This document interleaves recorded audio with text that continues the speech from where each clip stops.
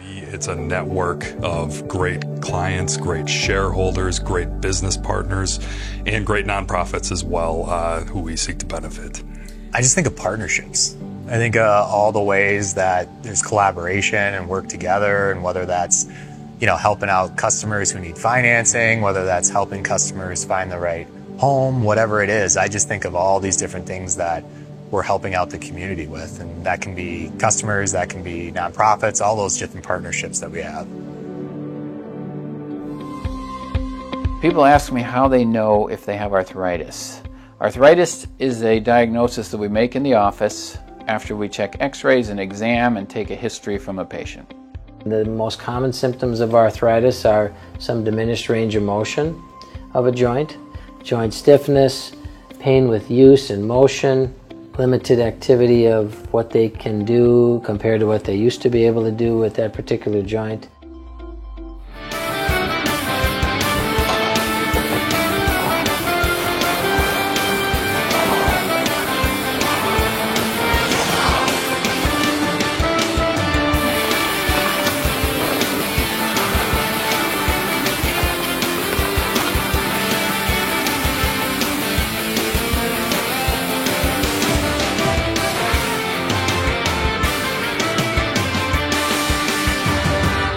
Brewpub Lots of Matzo pizzas are made in the heart of America's Dairyland, Kaukauna, Wisconsin.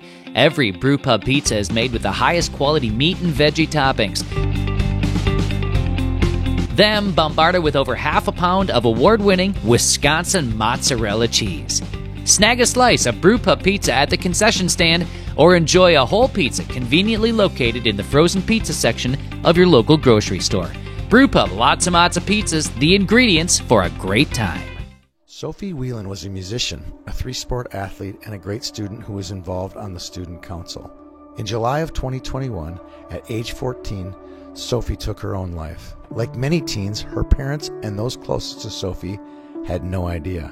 Shortly after Sophie passed, her family and friends launched Sophie Squad to help more young people with their mental health. One of those closest to Sophie is UMD hockey star Gabby Hughes. Know that people want to listen, people want to support you. The people around you are in your life for a reason because they love you and they care about you.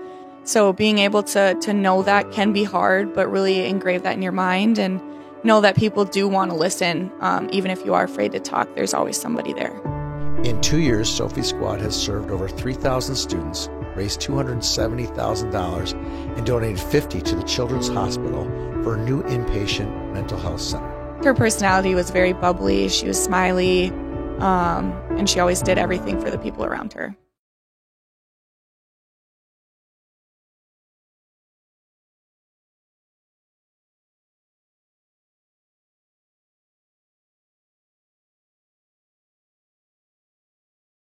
Hockey's a very unique sport. I would say it has this blend of toughness and athleticism, but by and large, really creativity. You have lots of great athletes, but you don't have lots of great hockey players, and the biggest separator is what they call hockey IQ or intelligence, and that's the ability to really process information quickly, make decisions.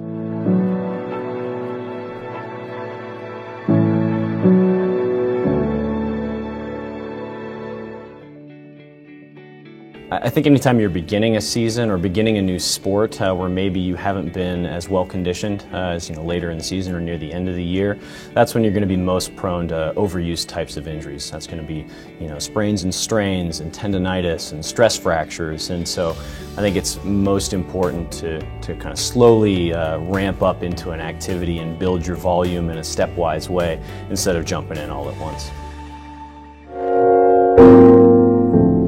Since 1933, 3 generations of Kozlaks have wined and dined Minnesotans with great food and impeccable service. Located in historic northeast Minneapolis, Jack's is open for happy hour, dinner, and a tasty weekend brunch. With a world-class bar and a spectacular outdoor patio, your dining experience will be both memorable and delicious.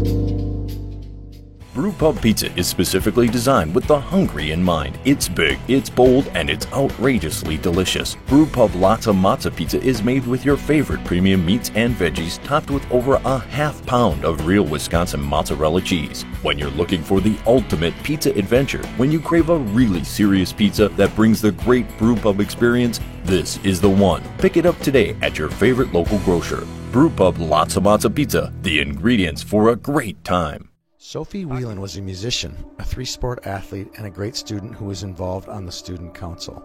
In July of 2021, at age 14, Sophie took her own life. Like many teens, her parents and those closest to Sophie had no idea. Shortly after Sophie passed, her family and friends launched Sophie Squad to help more young people with their mental health. One of those closest to Sophie is UMD hockey star Gabby Hughes. Know that people want to listen. People want to support you. The people around you are in your life for a reason because they love you and they care about you. So being able to know that can be hard, but really engrave that in your mind and know that people do want to listen. Even if you are afraid to talk, there's always somebody there. In 2 years, Sophie Squad has served over 3,000 students, raised $270,000, and donated $50,000 to the Children's Hospital for a new inpatient mental health center. Her personality was very bubbly. She was smiley, and she always did everything for the people around her. Youth Hockey Hub presents Friday Night Ice, brought to you by Tradition Companies. Top teams facing off in big games under the lights.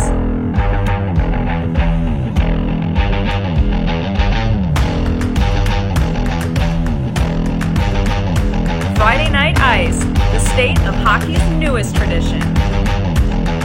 See what it is. Run.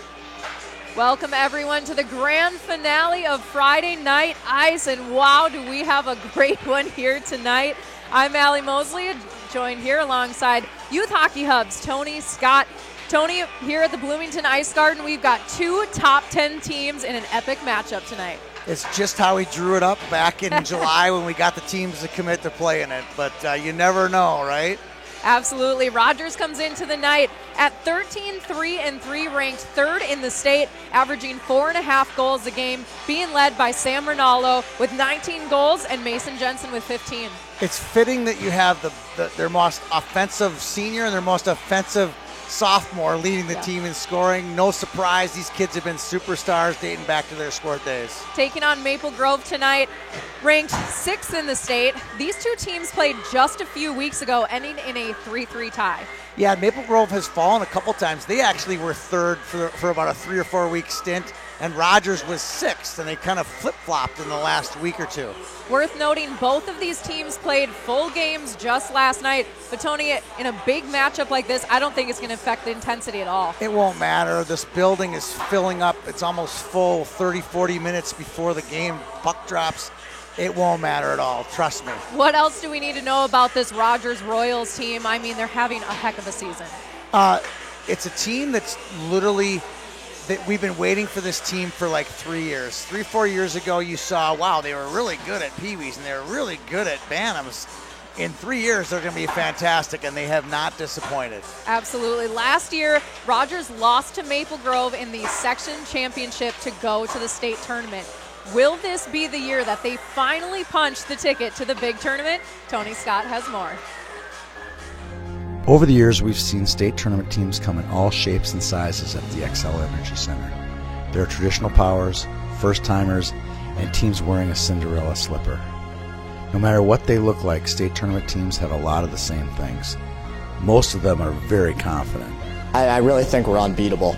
I mean, once we have every single guy going, I feel like no one can beat us, and I don't feel like we've gotten there quite yet, so it's really exciting.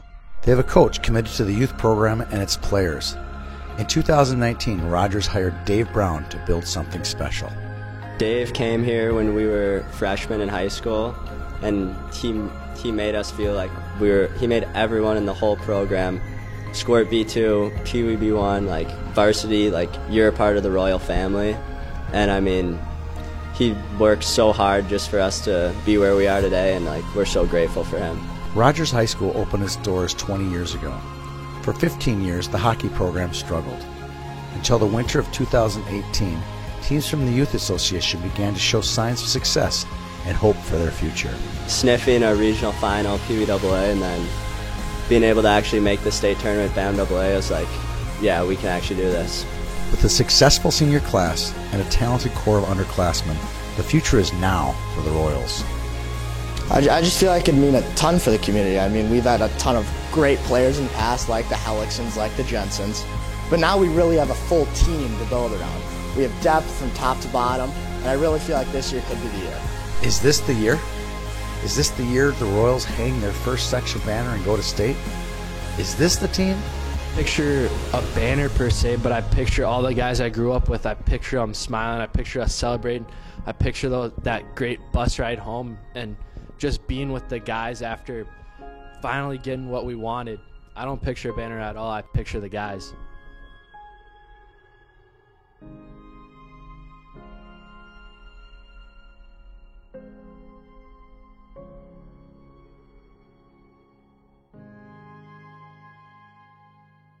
But from the get-go, it was, hey, we're going to be a source of good in the community, and we got the Keystone program that we give away 10% of our profits. It's such a core value is the philanthropic piece of this, and whether it's Hope Kids or ETS or Whispers of Hope, the Grief Club, basically it's set out that this is something that it's a part of what you do, and everyone has a lot of buy-in and is very excited to do it.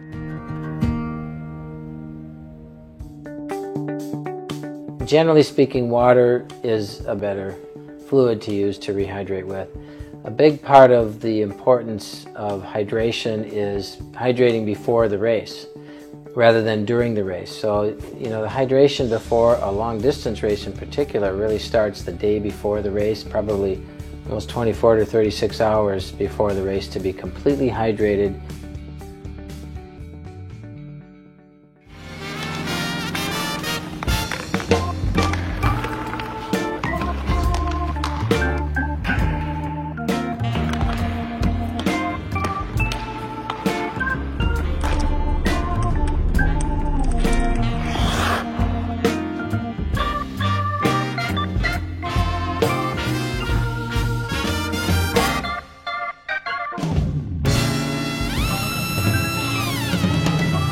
Brewpub Lots of Matzo Pizzas are made in the heart of America's Dairyland, Kaukauna, Wisconsin.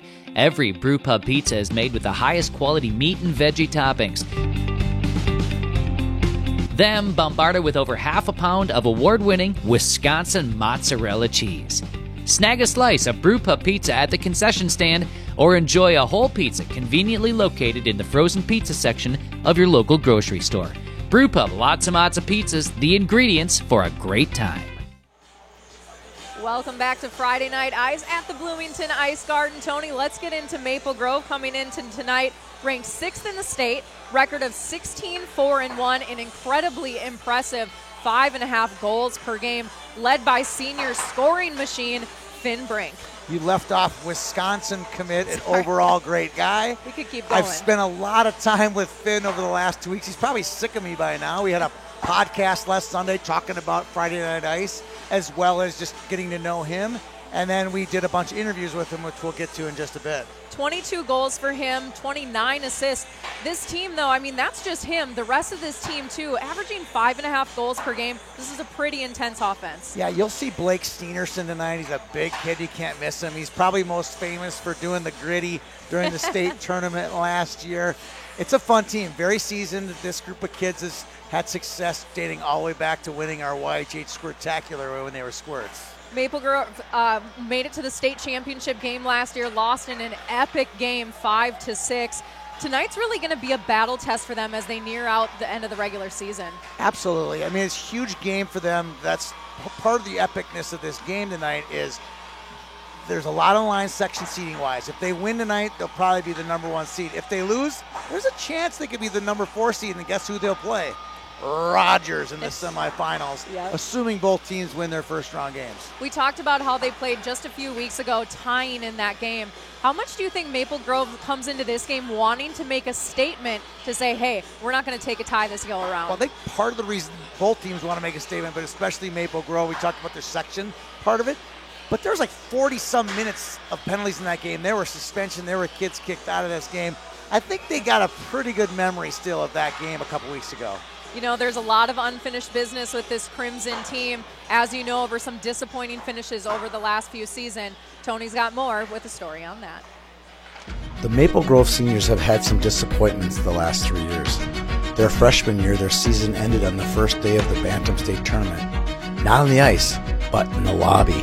Yeah, that was a tough one. I was actually putting my bag in the car.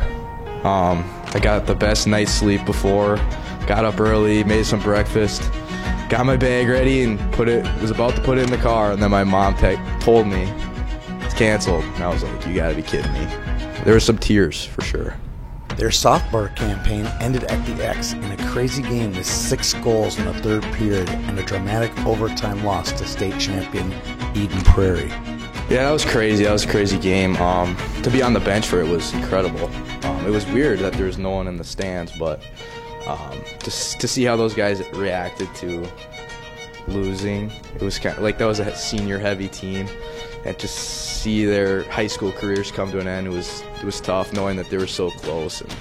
And last year, the disappointment grew to a new level for these seniors. The Crimson lost a heartbreaker to Andover in double overtime in the state championship game. And I remember my head just went down, and I was like, oh man. But I don't remember being mad. I remember just kind of just looked around and took it in a little bit, maybe feed the fire for next year. After 3 years of feeding the fire, Maple Grove is prepared for their final run. You know, I think that's the learning moment from watching Kukkonen and Nelson ball their eyes out after the game. That's it. I think all the sophomores on that team we kind of learned from that didn't have that again. Is this the group to hang the school's first boys hockey championship banner?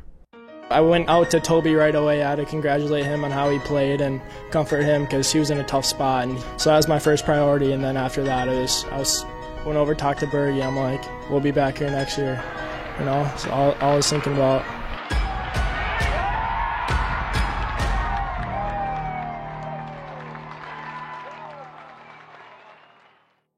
It's a network of great clients, great shareholders, great business partners, and great nonprofits as well, who we seek to benefit. I just think of partnerships.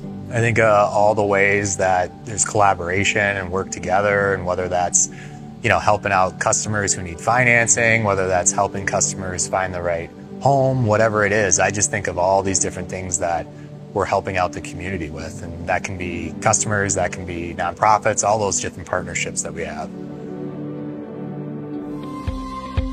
People ask me how they know if they have arthritis.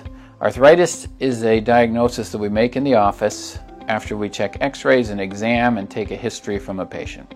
The most common symptoms of arthritis are some diminished range of motion of a joint stiffness, pain with use and motion, limited activity of what they can do compared to what they used to be able to do with that particular joint.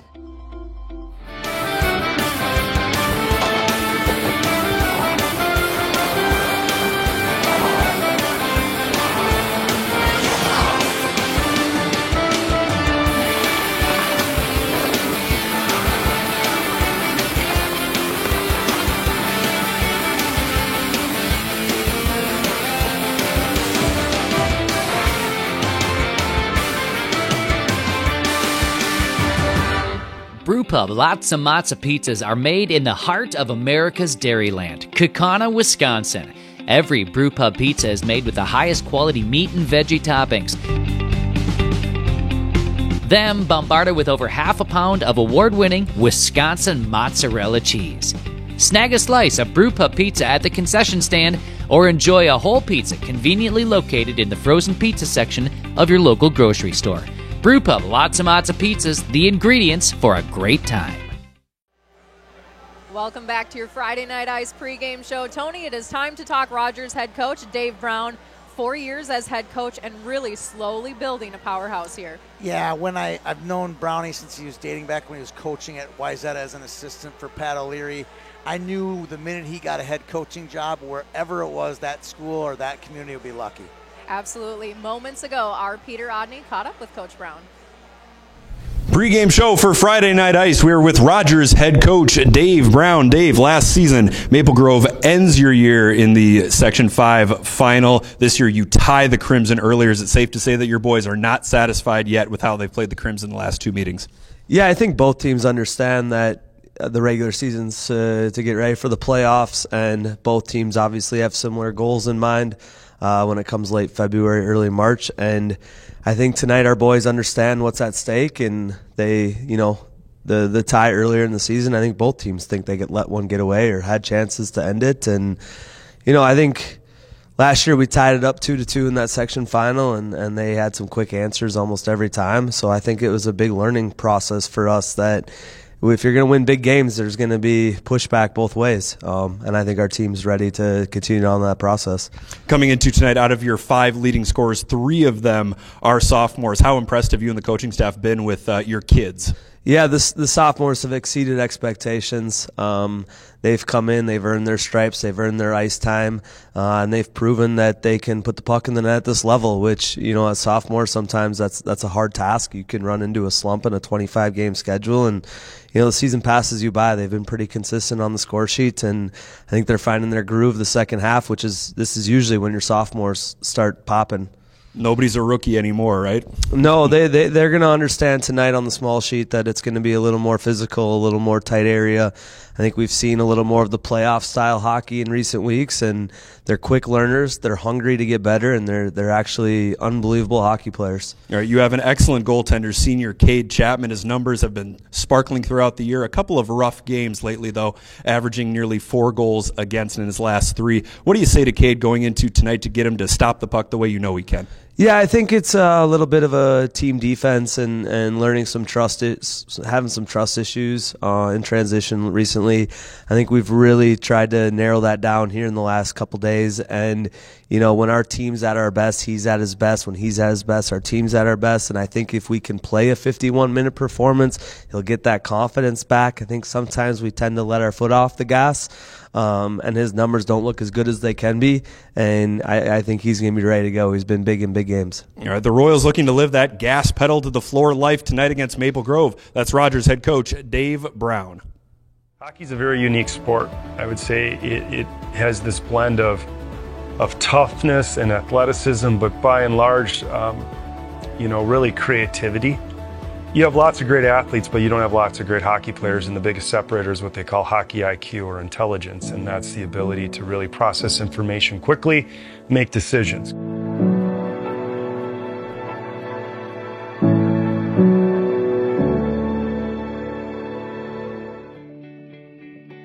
I think anytime you're beginning a season or beginning a new sport where maybe you haven't been as well conditioned as later in the season or near the end of the year, that's when you're going to be most prone to overuse types of injuries. That's going to be sprains and strains and tendonitis and stress fractures. And so I think it's most important to kind of slowly ramp up into an activity and build your volume in a stepwise way instead of jumping in all at once. Since 1933, 3 generations of Kozlaks have wined and dined Minnesotans with great food and impeccable service. Located in historic northeast Minneapolis, Jack's is open for happy hour, dinner, and a tasty weekend brunch. With a world-class bar and a spectacular outdoor patio, your dining experience will be both memorable and delicious. Brewpub Pizza is specifically designed with the hungry in mind. It's big, it's bold, and it's outrageously delicious. Brewpub Lotta Matza Pizza is made with your favorite premium meats and veggies, topped with over a half pound of real Wisconsin mozzarella cheese. When you're looking for the ultimate pizza adventure, when you crave a really serious pizza that brings the great Brewpub experience, this is the one. Pick it up today at your favorite local grocer. Brewpub Lotta Matza Pizza, the ingredients for a great time.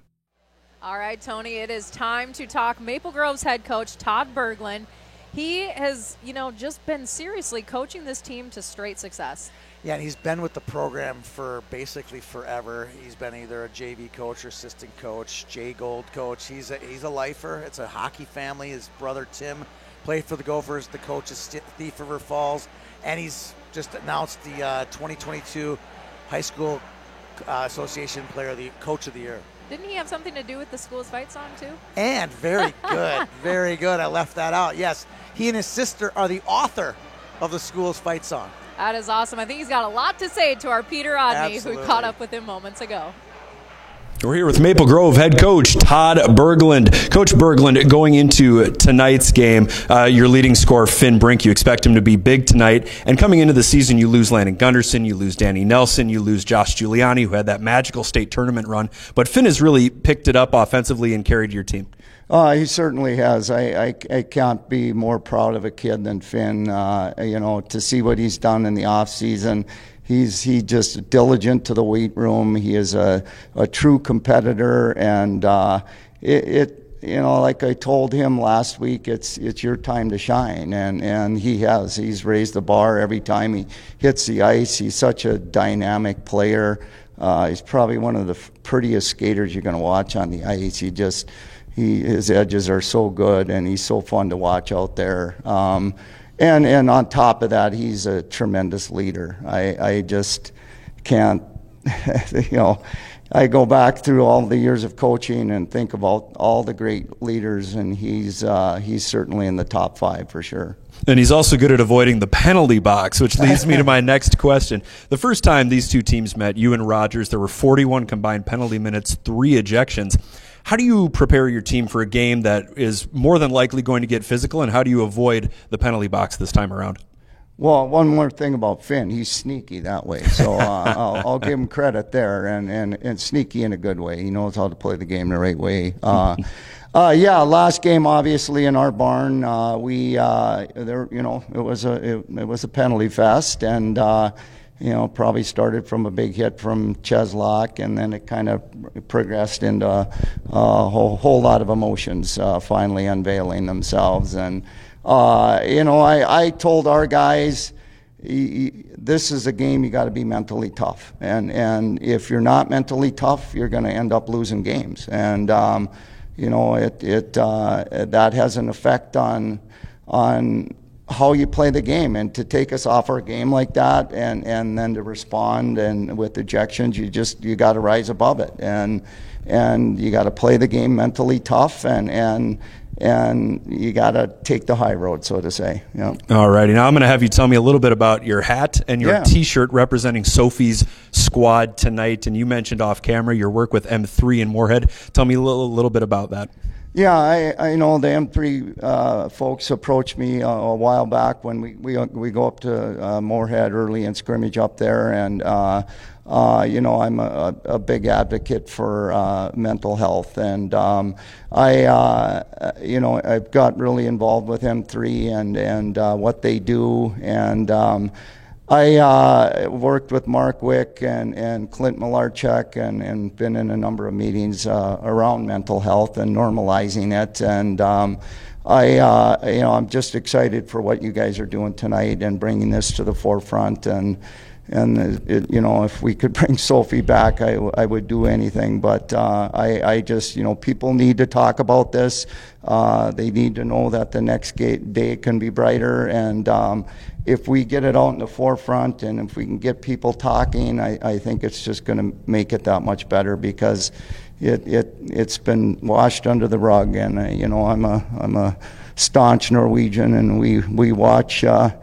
We're good at wiping things under the rug, and you just can't do that anymore. You got to bring it out and talk about any time that those issues arise. So, well, we certainly plan on talking about it tonight. Sophie Squad will be one of the big sponsors of tonight's game between Maple Grove and Rogers. For Coach Berglund and I, we'll see you during the game. All right, Tony, time to talk goalies for Maple Grove. We are going to be seeing senior Jack Roach, who is 11-4-1 so far in the season.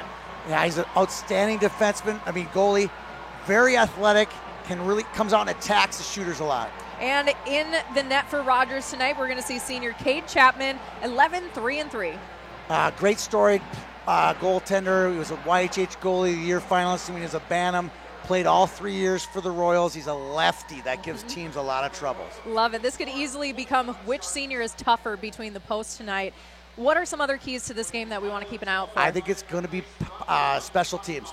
Who can stay off the penalty kill and who can convert on the power plays when they get their chances. Yeah, that was a big name of the game in the last matchup in that 3-3 tie. That's going to wrap up the pregame for us. On the other side of the break, we will have puck drop and player intros.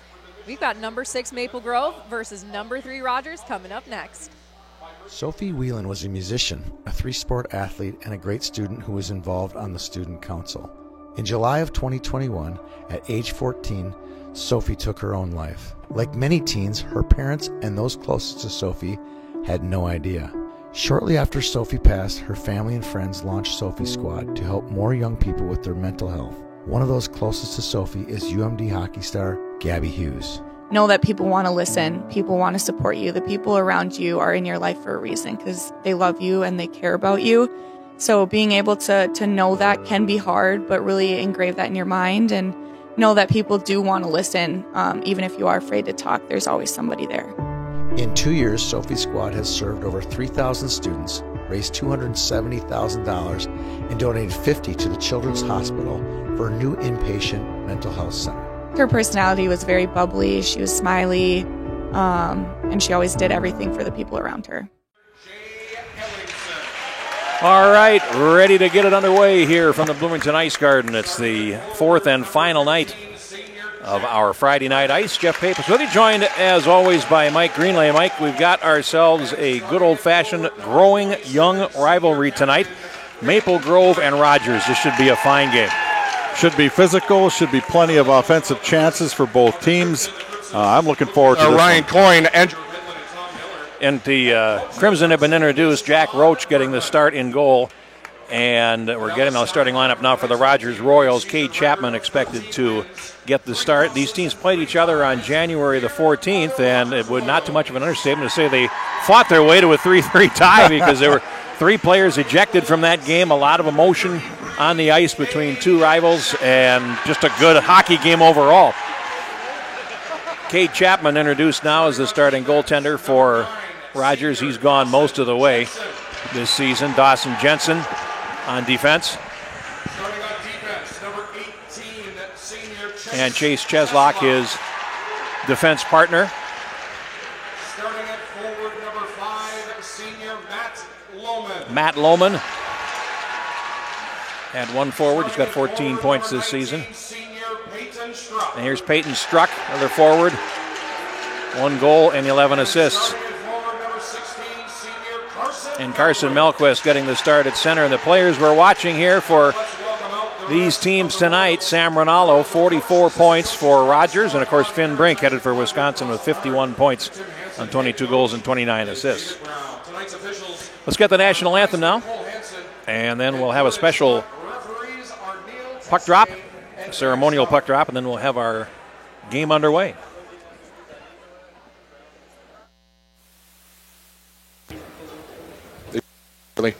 We would now like to draw your attention to center ice and our honored guest this evening for the Sophie Squad ceremonial puck drop.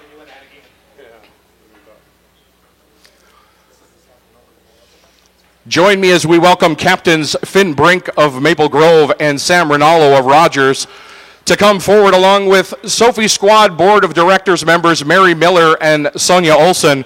And dropping the ceremonial pucks this evening are Maple Grove Crimson alumni and current Minnesota Golden Gophers Cal Thomas and Brock Faber.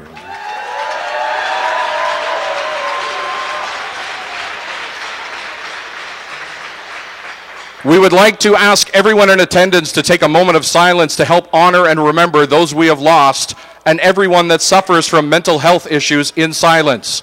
We will drop a puck to break the silence and the stigma associated with mental illness.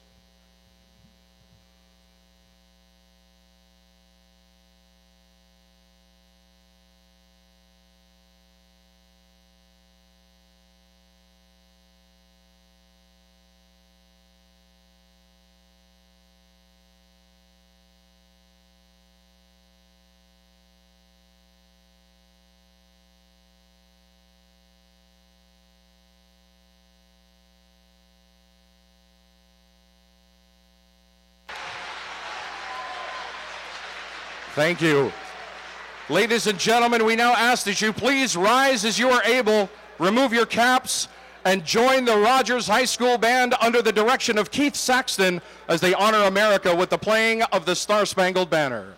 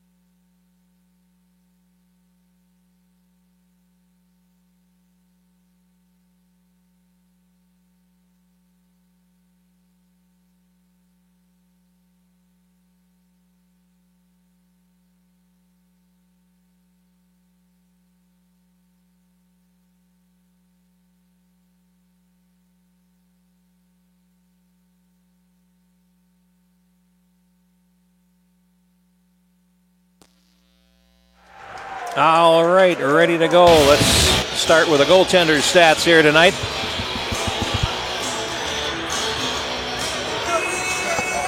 Beginning with the Rogers Royals.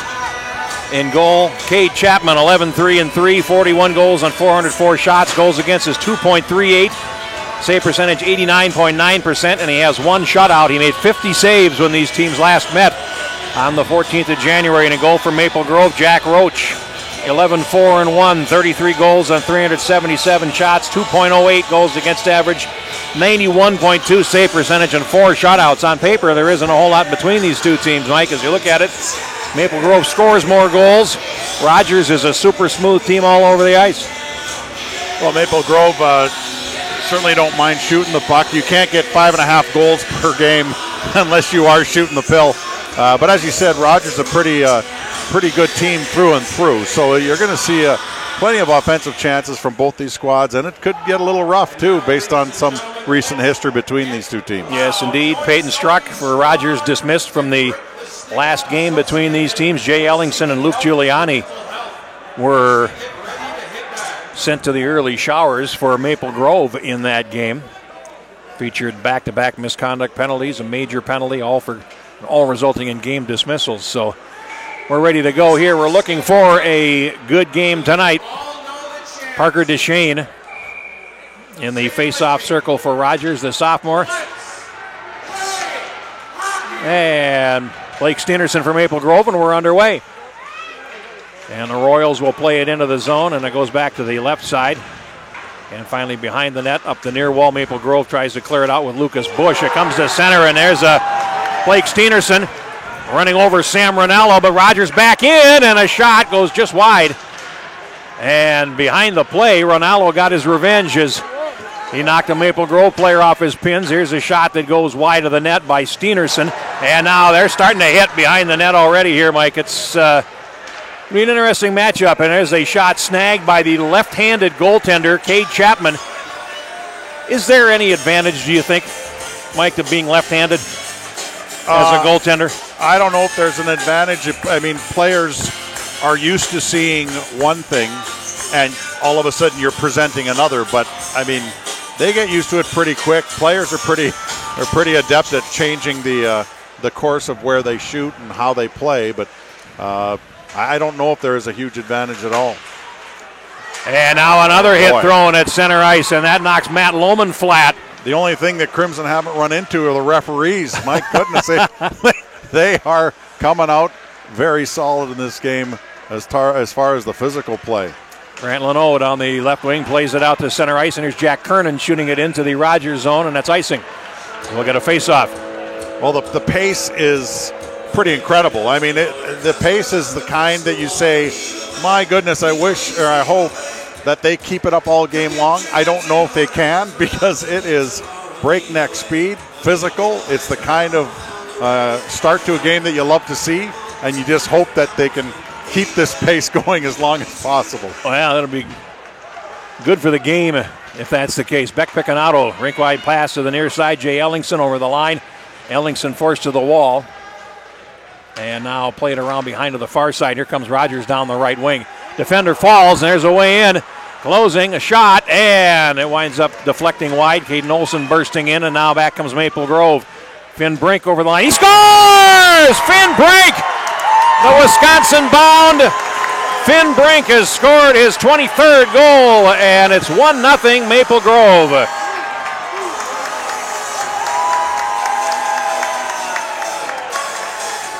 Finn Brink, the leading scorer on both teams coming into this game. Time of the goal is 1:31, and Maple Grove has the early lead. Well, just an incredible shot. I like the way he moved to the middle of the ice to give himself the best angle, but he just unleashed this shot. My goodness, a hard snapshot over the what would normally be a glove, but in this case the blocker, and he put it in the right spot. The blocker's a little bit tougher to get up and stop that type of shot. There's Ronaldo back for Rogers. He picks off a pass, and then he's headed off as he tries to come in front. Let's get the goal.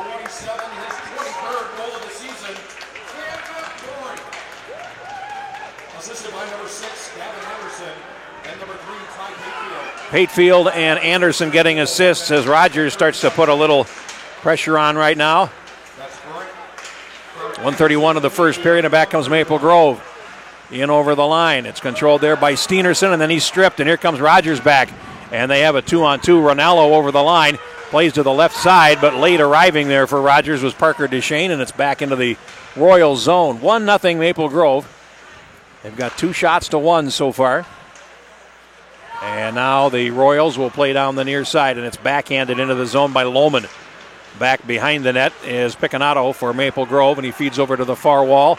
And now picked up on the far side by Kernan, and out to center it comes. Here's a race for it now as Nolan Gertis is spun to the ice. It comes in front, a centering pass, a shot. Oh, and Chapman with a good save, post to post to his left side, and he took one away from Jack Kernan. Yeah, that was a tremendous save and a couple of great opportunities. They got one by him, but this one, I mean, he had to definitely go side to side on that one and knocked it down and hung on to it. What a good play, though, by the Crimson to get that in tight. Now the puck to the far boards is going to be picked up by the Royals, and they carry out to center. Peyton Struck over the line, ducks around to check, has a man in front, and cannot get the puck onto the stick of Melquist. And back comes Maple Grove. They'll pick their way out of the zone. Picconato at center, into the center circle, and it's Brink over the line. And it comes into the near corner where the Royals will claim it and play to the point. It's going to be held in there. A nice play by Patefield. Now it winds up in front of the net again, and it comes on to Chapman. We're going to get a stoppage with 13:37 to go in the first period. A 1-0 lead for the Crimson. Brink's 23rd goal. Anderson and Patefield at 1:31. All offense so far is going to the Crimson as they are getting some high-quality chances. They're getting a pressure into the offensive zone. Let's see if Rogers can answer. Now it comes in front, and unable to play it on goal was Leafblad. He was cruising the slot. Now he has the puck on the wall on the far side, plays to the corner, and Maple Grove looking to center it, and it winds up deflecting off to the near side, and the Royals back out to center ice. And Weiss plays it into the zone as he falls, and the play is offside as a result. Coming in early on the left was Swanson. Good stand up at the blue line there.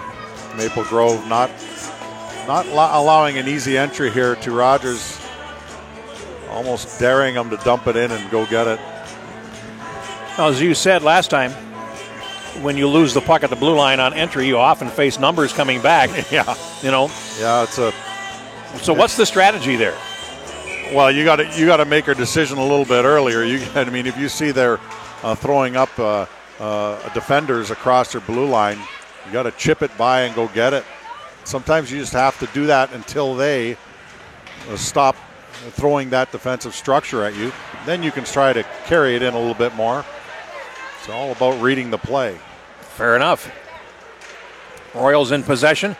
Right wing pass, and over the line they come. Well, toe drag shot, a big rebound left by Roach up the middle as the first shot came from Peyton Struck. Here's a race for it now, and a nice play there by Cheslock to force the player behind the net Now picked up by the Royals on the near wing, and a pass to center ice, and they're breaking out fluently over the line. Here's a little dancing move in front by Cheslak, and then a big hit thrown in the corner. Bodies are flying here, and so far nothing has been called. The hits have all been clean. And here comes Rogers back over the line. It's Gertis, and he puts it onto the goaltender, and Roach gets a stoppage. Face-off coming up to the left of the Maple Grove goal. Shots are 4-2 for the Crimson, and they lead it by 1-0. A lot of bodies here tonight for our Friday night ice. Oh. Good to see. Great crowd, and of course this is a rivalry game, so there's every reason to come out and see these kids play. And off to the right point it comes. Gertis with a shot that goes high and over the top of the net. Now crashes down and comes out to center ice, where it's picked up by the Royals' Odin Eliasson. Tries the middle, and that was just offside, as Ronaldo hadn't quite cleared the zone yet before he played the puck with 12:03.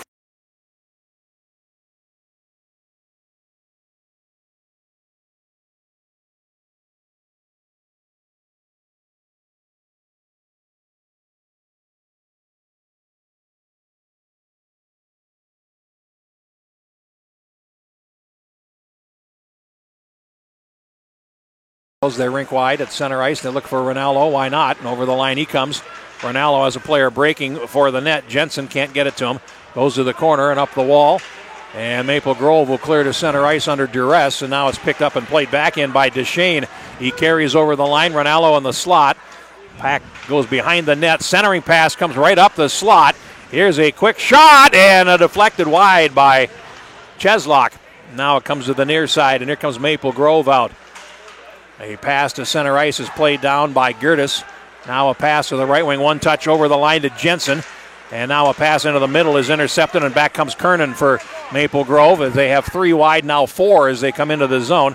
Here is Marginot, and he is taken in against the boards by Gertis. Puck comes around behind the net, and Ronaldo plays to the right side. 11-11 to go in the first period. There's a little flip that bounces past the Maple Grove defender, Stelgis. And in deep, Rogers finishing a change, and in fact Maple Grove's changing its forward line as well. Marginot feeds to center, and it's shot back in with men trapped. Rogers clears the zone. Now banked on out to center ice, where it's controlled by the Royals. Jackson Smith connect, 25, now played into the middle, and they couldn't touch it, or they'd be offside, and the end result is an icing. So maybe the grander scheme, you'd have touched it first. Let's take a break here from Bloomington Ice Gardens. It's 1-0 Crimson here on Friday Night Ice. Sophie Whelan was a musician, a 3-sport athlete, and a great student who was involved on the student council. In July of 2021, at age 14, Sophie took her own life. Like many teens, her parents and those closest to Sophie had no idea. Shortly after Sophie passed, her family and friends launched Sophie Squad to help more young people with their mental health. One of those closest to Sophie is UMD hockey star Gabby Hughes.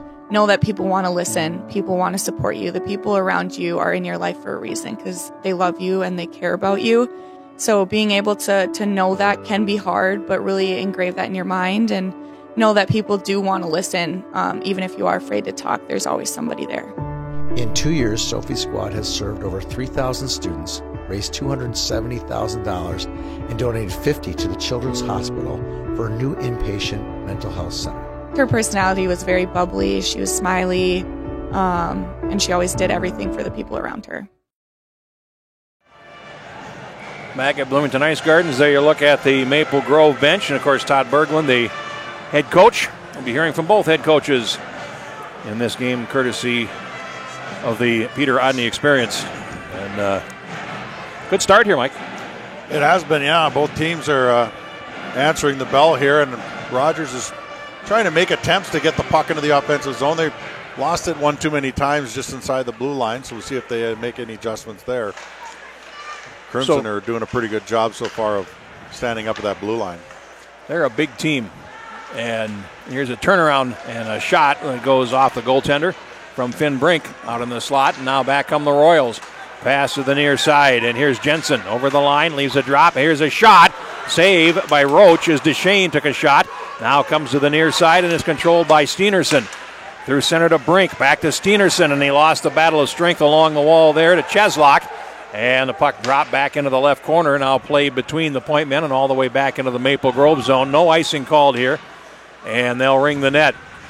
Long pass up the near wing, picked up there by Steenerson, and he plays it in. Here's a shot that goes off the defender. Follow-up shot, and that one went wide. Good work by Cheslak there to force the play wide. Now played to the near boards and center. It comes up the slot, and a pass is behind Lucas Bush in front of the goal. Now behind the net.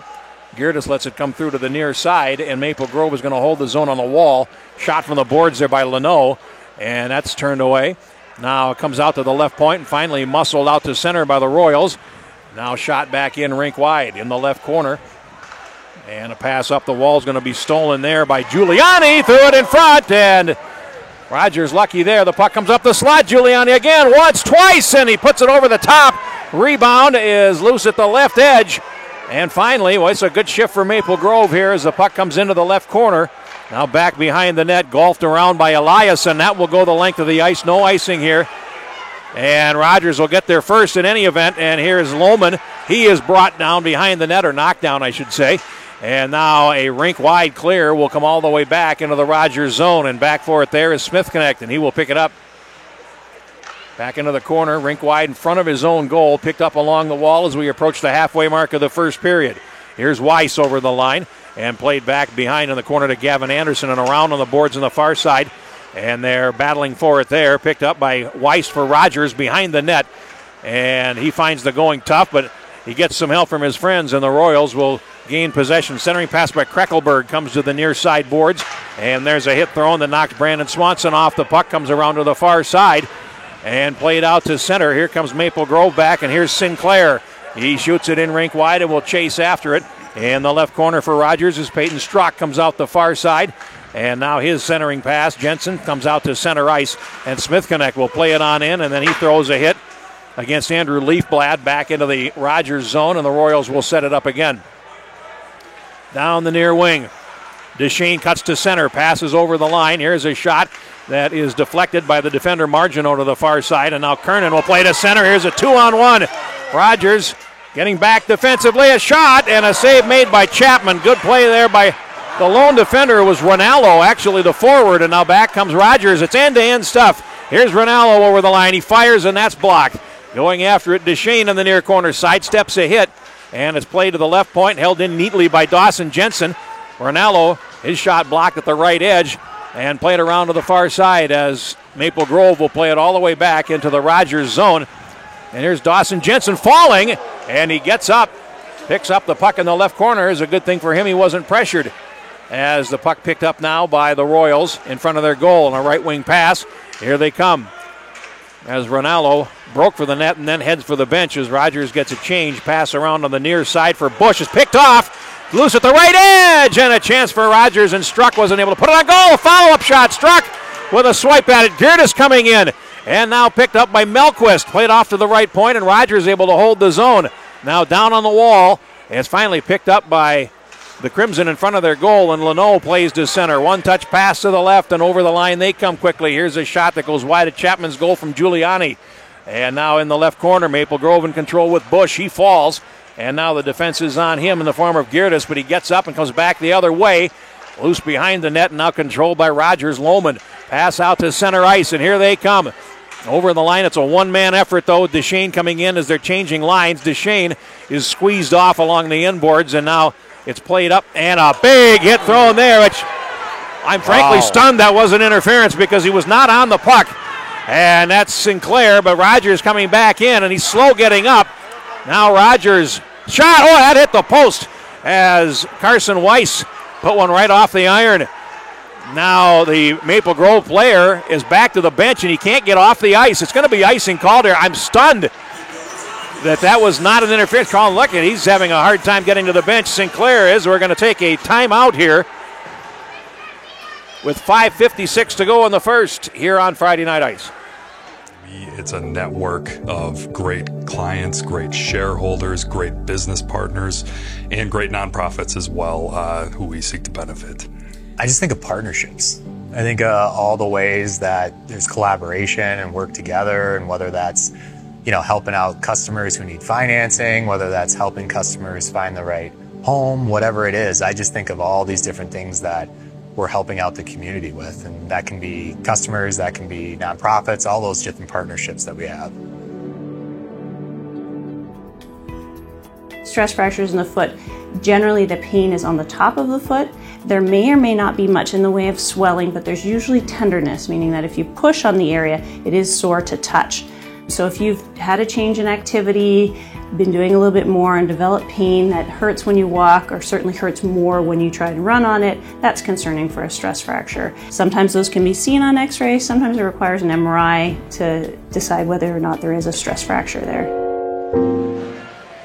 There you look at the Maple Grove bench, and I'm going to pick out Sinclair over there. I believe down the right-hand side. Yep. He's seated now.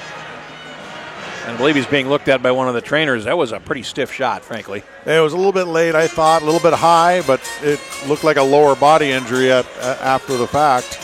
But we said it was going to be physical, and you know there's been some pretty good hits both ways. 5:56 to go in the first period, and it's 1-0 for Maple Grove. Face off to the right of Jack Roach. And now played up the near wing and out to center ice. Here comes Maple Grove. Kernan over the line. He snaps a shot, and it's over the glove of Chapman and off to the corner boards. Players from both teams in. Now it comes up the wall, and it's going to be held in. Whoa! And a shot from the right point. Changed direction from Stelgis as it hit the defender in front of the net. Now loose at the left edge, and finally Rogers will play off to the near corner looking for Smith Connect in the corner. And played up the wall and finally to the line. Held in a one-time shot goes wide by Margino, and it was tipped over the glass anyhow and out of play. 5:25 to go in the first. I'll tell you one thing, both these teams are getting out of their zone really well. I mean, they are making smart plays out of the zone, good stretch passes in some cases. They just are doing the right thing. But for Rogers at least, they're getting a little bit better at it, but they have not been able to consistently get into the offensive zone, whereas the Crimson's done a better job at that. Shots are 12-5 for Maple Grove now, and puck in the right side of the Rogers zone. They come out to center, and here's Struck leading it rink wide. And finally it's played in behind the net by Melquist. Rings the boards to the far side, and here's Brink up the wall. Can't get out. And now the puck is stolen away finally by Steenerson. And over the line, this is Margino shooting, and he didn't miss by much there. And the puck is tipped on out to center ice. Lohman goes after it. He absorbs the hit from Margino as it's played back into the Rogers end. And now played up the wall. Royals after it. Comes out to center. They have a 2-on-1. And over the line they come. A shot. Save. Roach. Rebound. Score! Melquist took the original shot. And Roach put the rebound right out in front. And it's knocked in by Peyton Struck. It's 1-1. Hard to say if that was a pop, pass off pads, but it looked like he was going for the 5-hole. And the rebound did come right back out for a backhand flip shot into the net and tied this hockey game up. What a nice play. Well played for a 2-on-1. I'll get the announcement. 12:20 is the time of the goal. And it is Struck, his second goal of the season. Here's a shot. Roach saves. Rebound! Oh! Good chance there for Sinclair.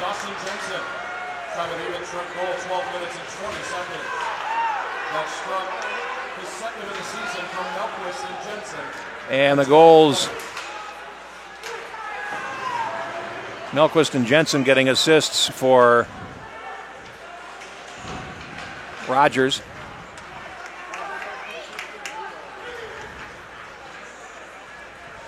Now the play is in the right corner of the Rogers zone. Just under 4 minutes to go in the first period, a 1-1 tie.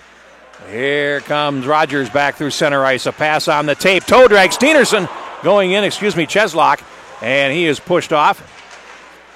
And now the puck behind the Maple Grove goal. Just under 4 minutes to go in the period. It comes up to Leafblad, who can't find it. It's between his feet. Now it dribbles out to center ice. And the Royals will pick it up. Here's Duchesne feeding over to the right. And that's intercepted. And Baylor in over the line. And he is taken out, Brink rather. And now it's off to the near boards. And Brink has it high in the slot. Saucer pass deflected down by Ronello. As Maple Grove tries to set up. They get the puck to the left point and they work to the middle. Here's a shot. And it goes wide up the stick of Margino. 3:13 to go in the period. And Maple Grove in control in the Rogers zone. Now played back behind the net, and here's Brink. Coming off the wall, and he is headed off. Now the puck banked out to center, and then turned out right back in by Maple Grove's Kernan. He goes to the corner against Cheslock. Shoots, save made by Chapman, and the puck comes up the slot. And now the Royals back through center. A pass off Mason Jensen's tape. He comes back for it and lost out. Here is Ellingson over the line, and it's offside. We'll get a face-off at 2:45 to go in the period. Well, that goal certainly kicked up the adrenaline a notch for Rogers now that they're starting to put some more pressure into the offensive zone. And this has turned into a heck of a hockey game already, and we're in the first. The goal, Melquist and Jensen assisting Struck on his second goal at 12:20 to tie the game at 1. And now Maple Grove gains possession, and they play it right up the middle. Here comes Steenerson. He's in. He shoots. It was deflected wide of the goal to the near side. Bodies fly in the near corner, and it comes to the right point, and it's past Leno all the way back into the Maple Grove zone. 2.5 minutes to go in the first period. Roach feeds to the far corner. Maple Grove's Picanato gets there first. Reverses behind the net for Bush, and it comes up the near wall. Here's Gertis at the hash mark. It's knocked down and played past him and into the Rogers zone. Going back for it is Eliasson. And he rings it around on the boards, held in on the wall by Giuliani. He centers it, and it comes all the way through to the near side. And a centering pass. Loose in front. Here's Giuliani shooting, and he couldn't get it through. I don't think that reached the goal as it came out to center. Took him too long to get that shot off because it was caught in his skates. Yep. Too good. And now back comes Rogers over the line, and a shoulder check there will knock Struck off the puck, and a long pass and goes all the way down the ice. It'll be icing with 1:46 to go in the first. Gonna need a neck brace after this game. Turning your head left to right so many times because that's how the pace of play is. It's been back and forth, lots of stretch passes, guys hitting each other in stride. It's been a heck of a hockey game so far. Two very skilled teams in our YHH staff rankings. Rogers ranked number 3 in AA coming in, and Maple Grove number 6. Puck chipped high off the glass, and it's going to land back in the Rogers zone, and Cheslock's going back for it. Now behind the net, Cheslock has the puck running into trouble there in the form of Patefield. Now it goes back behind the goal to Smith Connect, and back behind again for Cheslock. He passes up the middle. It's tipped there by Weiss, and it comes back into the Maple Grove zone, but he tipped it from his own side of center, and that'll be icing. Don't forget the Peter Rodney experience between the first and second periods. Which coach does he have first? He will be talking with Dave Brown, coach of the Rogers Royals. Now, you look at the shots, and it's 13-10, and you figure maybe Rogers just picked it up over the last few minutes. Would you be happy with this period if you're Mike Rogers? I'd be happy with the second half of the period. Fair enough. No, and it's not that they didn't play a solid first half, but the Maple Grove had all the possession, had obviously most of the chances, but it's been a very, very good second half of the period by Rogers. Clean win. Oh, and there's a deflection in front. Nice idea there by Kernan, but he couldn't put it on goal. 1:10 to go in the first period, and Rogers in their own zone. Trying an angle breakout, and it winds up going off a stick, and now a bank pass. Ronaldo over the line. He sweeps it to the right, and it's going to wind up running just wide of the net as Rogers, Carson Melquist nearly made something happen there in front of the goal. We're in the last minute. Played in on to Chapman. Gertis behind the goal for Rogers. Plays it up the near side, and they'll try again. A pass for Ronaldo at center. It's 2 against 3. Ronaldo hits the line, saucered over, and it comes on to Roach before it could reach his teammate Cheslock. And now out to center. Here comes Brink, and he is broken up. Now 2 Maple Grove players run into each other at the blue line. That's Brink and Kernan, which draws howls of derision. And over the line, here is Ronaldo. 20 seconds to go in the period. His pass over is intercepted, and back comes Steenerson for Maple Grove.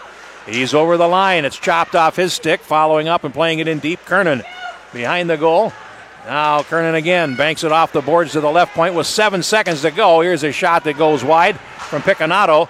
Follow-up shot. That goes to the corner as the first period comes to an end. And our score here from Bloomington Ice Garden is 1-1. These teams have played 4 periods plus an overtime, and they've each scored 4 goals. Yeah, it's pretty evenly matched here, and there's always a counter punch, it seems like, to every line rush. So Good to see the pace just stay that way all the way through the first period. I remember saying, will we see this last a long time? And well, so far it has. So that's a terrific thing to see, that these guys have enough energy to keep that pace up. All right, we are preparing for our trip down to the ice, and we have Peter Odney standing by with Dave Brown. Down here on the bench with Rogers head coach Dave Brown. Dave, 1-1 after the first period. You get a goal from Peyton Strouk, maybe not one of your highest scores, but what's it like to get a goal from somebody who's not always on the score sheet? Yeah, your seniors are going to have to come up big in games like this, and Peyton's been out a little bit this season a couple times, and he scores in practice, so it's coming. Law of averages, eventually it's going to start going in. But this is that time of year where your seniors are going to make unselfish plays, far pad, and he just found a way to get in the net.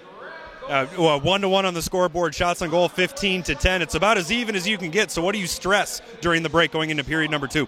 Yeah, we just have to get better as each period goes here. These are great moments for our team to play in. You could tell the first 5 minutes they've done it before. The first 5 minutes we were kind of feeling it out like, whoa, what's this? We played them on the big sheet the first time. They didn't feel this heavy and big and fast, and I think it's a little more of a realistic game here at this rink, and we're finding our way, and the second half of that period is what we're all about. Well, the Rogers Royals will certainly look to find their way in the second period. That's Rogers head coach Dave Brown. We'll be right back after a break from our sponsor. But from the get-go, it was, hey, we're going to be a source of good in the community, and we got the Keystone program that we give away 10% of our profits. It's such a core value is the philanthropic piece of this, and whether it's Hope Kids or ETS or Whispers of Hope, the Grief Club, basically it's set out that this is something that it's a part of what you do, and everyone has a lot of buy-in and is very excited to do it.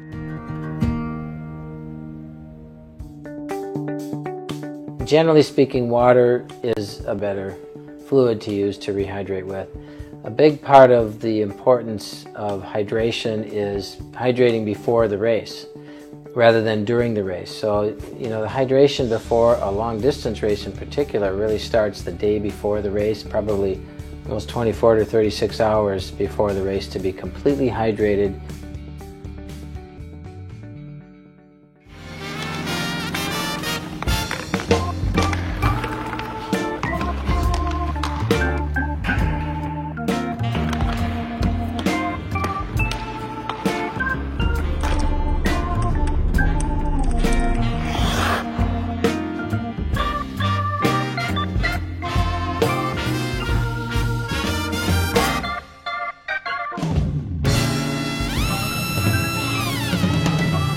Brewpub Latza Matza pizzas are made in the heart of America's Dairyland, Kaukauna, Wisconsin.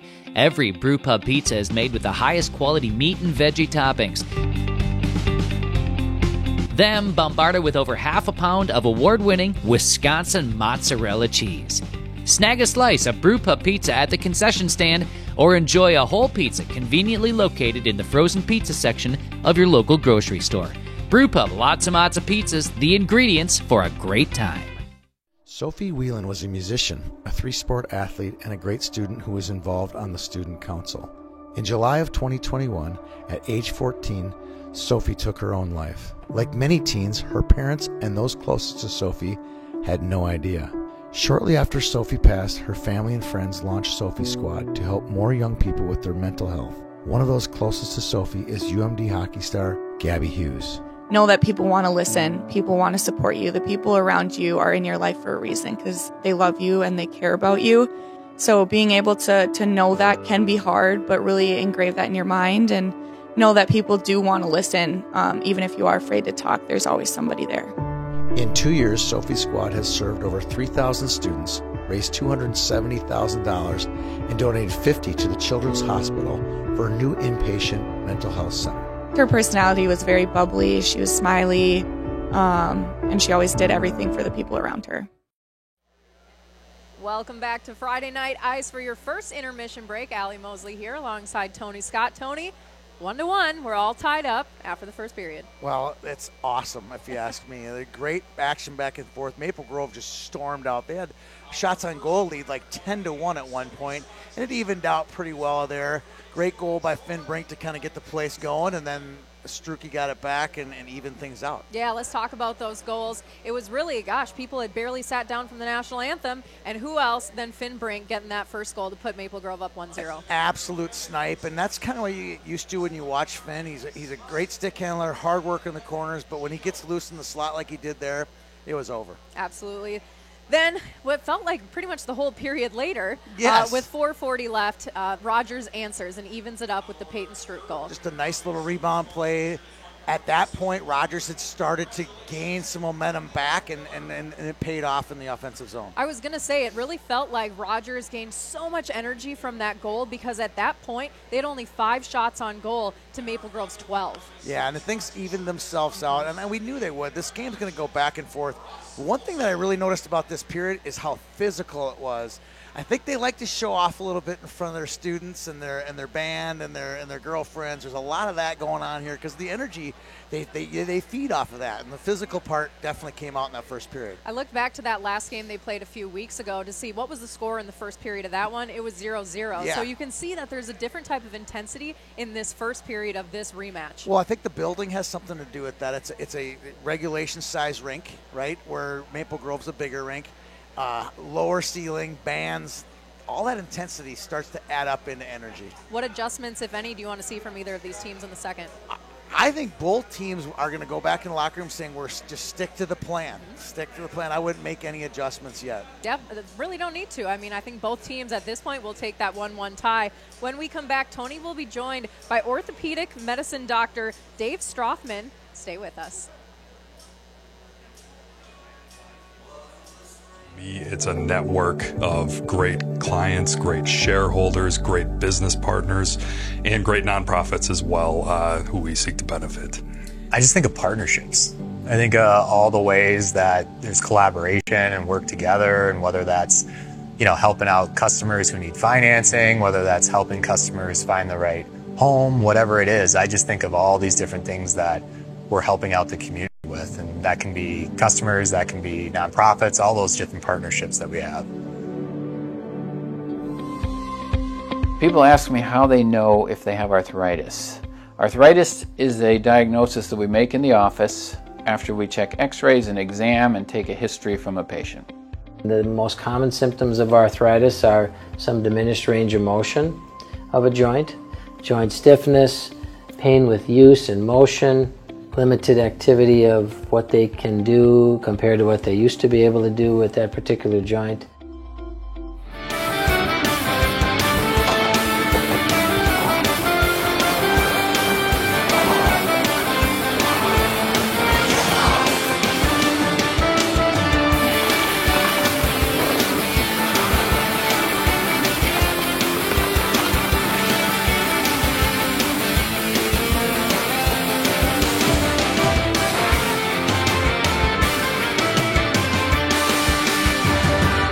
Brewpub Lots of Matzo pizzas are made in the heart of America's Dairyland, Kaukauna, Wisconsin. Every Brewpub pizza is made with the highest quality meat and veggie toppings. Then bombarded with over half a pound of award-winning Wisconsin mozzarella cheese. Snag a slice of Brewpub pizza at the concession stand or enjoy a whole pizza conveniently located in the frozen pizza section of your local grocery store. Brewpub Lots of Matzo pizzas, the ingredients for a great time. All right, welcome back, hockey fans. We're lucky enough to have Dr. David Strothman here. I'm not sure who's luckier, you or me, on this set here today. You're quite the surgeon and quite the athlete. Tell me a little bit about your athletic growing up. What sports did you play? Well, I played both hockey and I sailed competitively growing up. So did you sail in high school too? So high school sailing didn't really exist as it does today, but we sailed competitively all summer. And people think sailors in Minnesota, like, where do you sail, right? But land of 10,000 lakes. So everywhere, right? Yeah, so Minnesota has some of the best sailboat racing in the country. So it isn't like you just go to Minnetonka and sail, right? You would go to like White Bear Lake and travel. travel We traveled all over the country, but mainly Minnesota, Iowa, Wisconsin. we go out to California and go out east and down south and sailed everywhere. It was really awesome. And there's college. There is sailing. Yeah, like NCAA. NCAA. Like you got a leather jacket at Connecticut College. College. They didn't give me the jacket, but yeah, I mean, it's a Division I sport and all over the East Coast, mainly New England, down the Mid-Atlantic, and then out west in California. And I don't get out to many regattas. Yeah, I'll bet you don't. I've been to a couple, and they're not as fancy as you would think. I was at one, and somebody told me that David Strothman is like the Wayne Gretzky of sailing. Yeah. Okay. Yeah, it's probably my parents. No, it was not your parents. Is that a true statement? Like, have you had a lot of success sailing? Our whole family did. We sailed a lot growing up. I grew up with a dad who was awesome, but had barely missed the Olympics. So, really? Yeah. Okay. So in 1980, he felt that he was the favorite to win the U.S. trials and represent the United States in the Olympics in Moscow, and then we boycotted the Olympics. Yes. So I grew up. Sad. Yeah, it was. It was a horrible thing to go through, right? Yeah. Great life experience because they sailed all over England and Europe and all the rest. Yeah. That's how I grew up. I grew up with cool. a dad that knew everything about racing, and so he was our coach. And my brother and I had that benefit growing up through that the is program. pretty cool. So now you have 4 daughters. I know they all play hockey. Do any of those guys race? So I have tried really hard to get the kids into sailboat racing. Are they like so no? Hard. Yeah, pretty much. They just they love hockey, and that's why we're so into it. I mean, they absolutely love hockey, but the sailing they have been a little disconnected. Just they don't have that same passion that I did and my brother did for it. How many eye rolls do you get when you say, "Hey, let's my go God. sail"? No, my 14-year-old last year literally was like, "Dad, this is your sport, not my sport." I love it. Yeah, so I told her to stop watching TikTok, and yeah. So, all right. But we love the hockey. It's been great. Oh, that's good. So this is a busy time of year for you. You have a daughter who's at Breck. Yep. I'm guessing Alex is a 15U, right? 'Cause Yep. She was 12U last year. Yeah, 15's a Tonka. I looked for her on the roster at Breck, but didn't find her, correct? Yeah, no. She's 15's a Tonka. And then Stella, we know she's a 12U on that top team in the state. And then what's your youngest name? Madeline. Madeline, she's 10U? Yeah, 10A for Tonka. Oh, my gosh. You are – how many miles are you putting on the car? Well, a lot, right? So we're basically got the whole gamut covered. My wife's a saint. Love her to death. Allison, love you. Thank you so much for driving the kids around everywhere because that's what we do. We just drive from one hockey to another. Thanksgiving weekend, the cake eater. Yeah. 15 hockey games in 3 days. Did you get sick of it? No, it was great. It was really fun. It's all close to your house. Yeah, I mean, it wasn't like bad. it was Super Rink or something. No, you know, like, it was fine. We love the Super Rink, but it's not for the south suburbs, guys. It's so funny when we organize tournaments. Like, I specifically, all our south teams are like, you get a game at 8 and you get a game at noon. Right. Like, that's not a lot of time between. Like, would you rather have 8 and 8 p.m.? Right. No. Give us 2 back. That'll work. Let's get it done with, right? Right, the whole day. So, all right. So we talked about my profession there for a second. Let's talk about yours. Spine surgeon. Yeah. I don't know. I talked to you first. I don't know anyone who's had spine surgery before. Yeah. So I did a little research and found that you were one of the top 100 spine surgeons voted almost every year. Is this true? I don't know about that. You really I don't look at those things. So you're not the guy that's posting on the top 100 cover? You're not the cover boy for that? No, I'm not buying ads on airplanes or anything else, right? We take care of people. We do the right thing every time.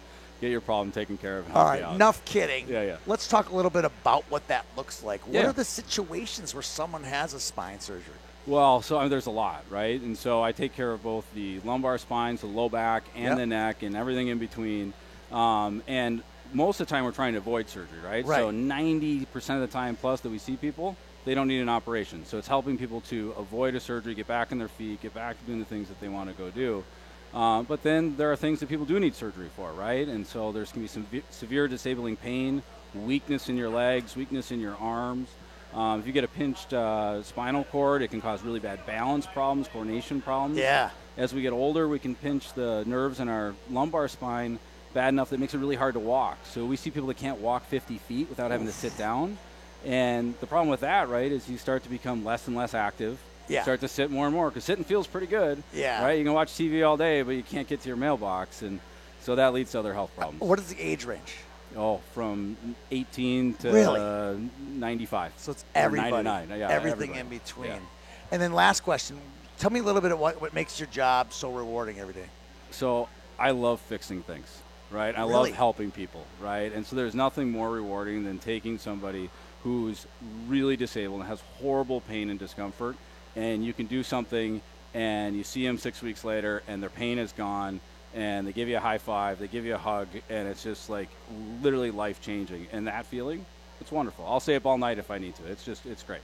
Well, I appreciate you coming in today. We're going to see a lot of high fives and a lot of hugs here in period 2 and period 3 when we come back here on YHH. Thanks for coming in, Dr. Dave. Yeah, thanks for having me. It was Dr. fun. Dave Strothman from Summit Orthopedics. Hockey's a very unique sport. I would say it has this blend of toughness and athleticism, but by and large, really creativity. You have lots of great athletes, but you don't have lots of great hockey players, and the biggest separator is what they call hockey IQ, or intelligence, and that's the ability to really process information quickly, make decisions.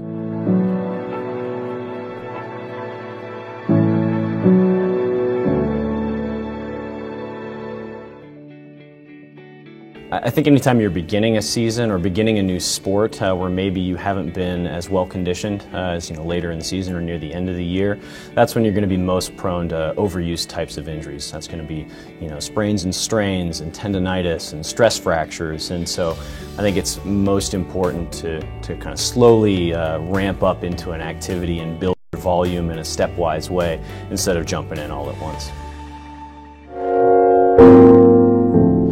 Since 1933, 3 generations of Kozlaks have wined and dined Minnesotans with great food and impeccable service. Located in historic northeast Minneapolis, Jack's is open for happy hour, dinner, and a tasty weekend brunch. With a world-class bar and a spectacular outdoor patio, your dining experience will be both memorable and delicious.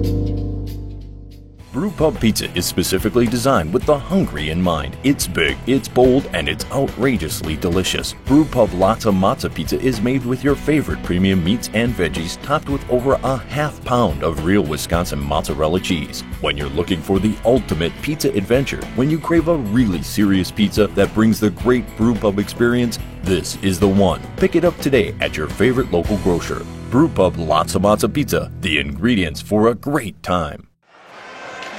Back for the second period here at the Bloomington Ice Garden with Mike Greenlay, Jeff Pappas, and Mike, let's go over this first period a little bit here. Pick me one thing that you liked for each team and one thing that could use a little improvement after this first period.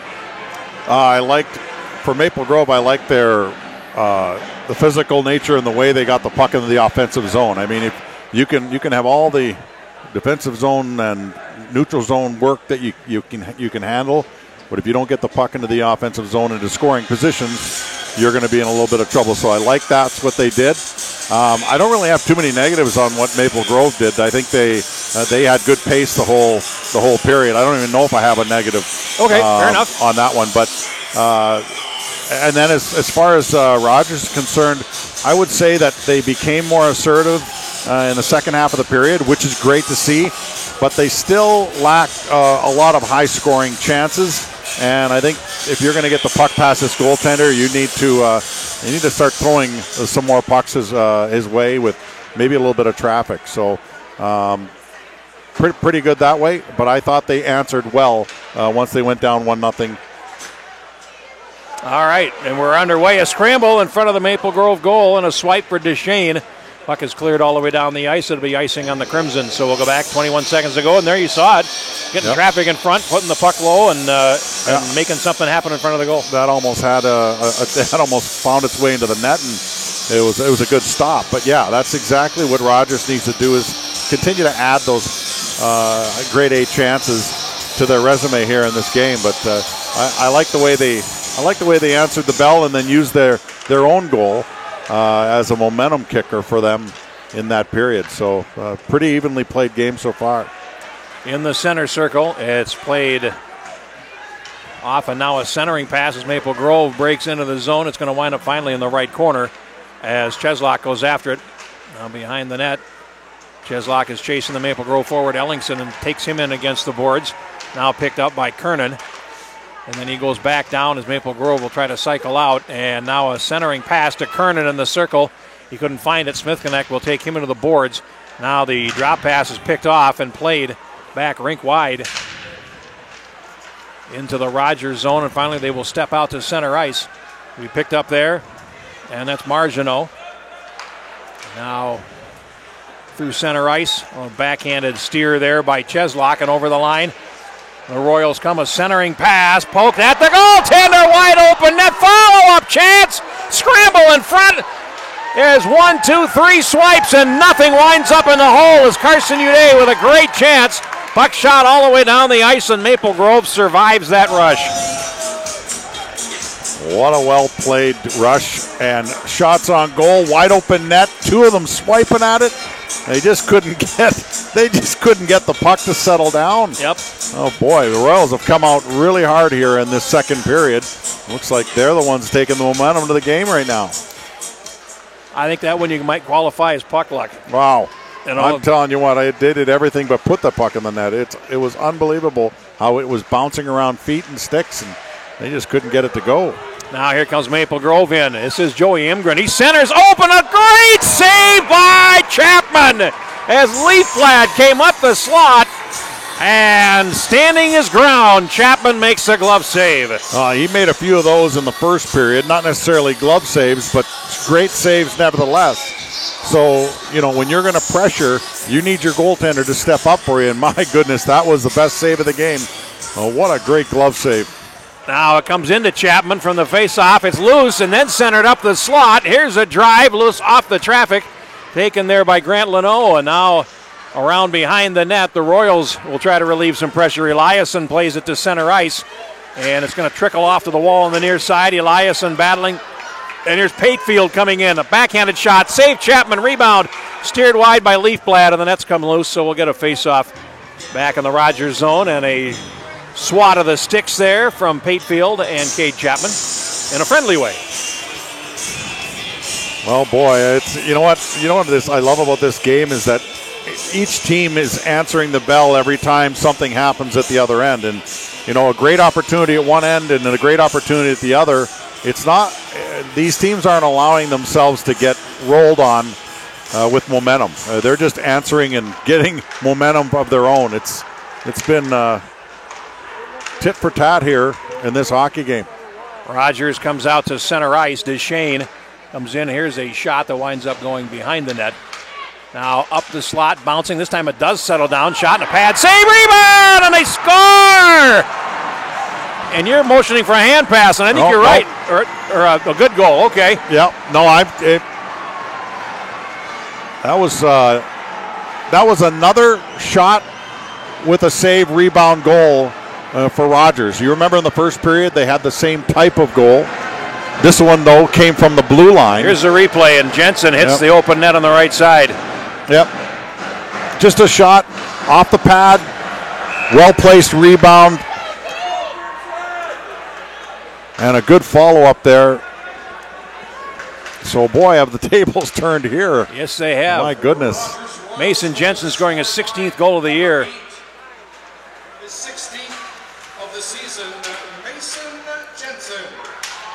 And now we'll get the assists.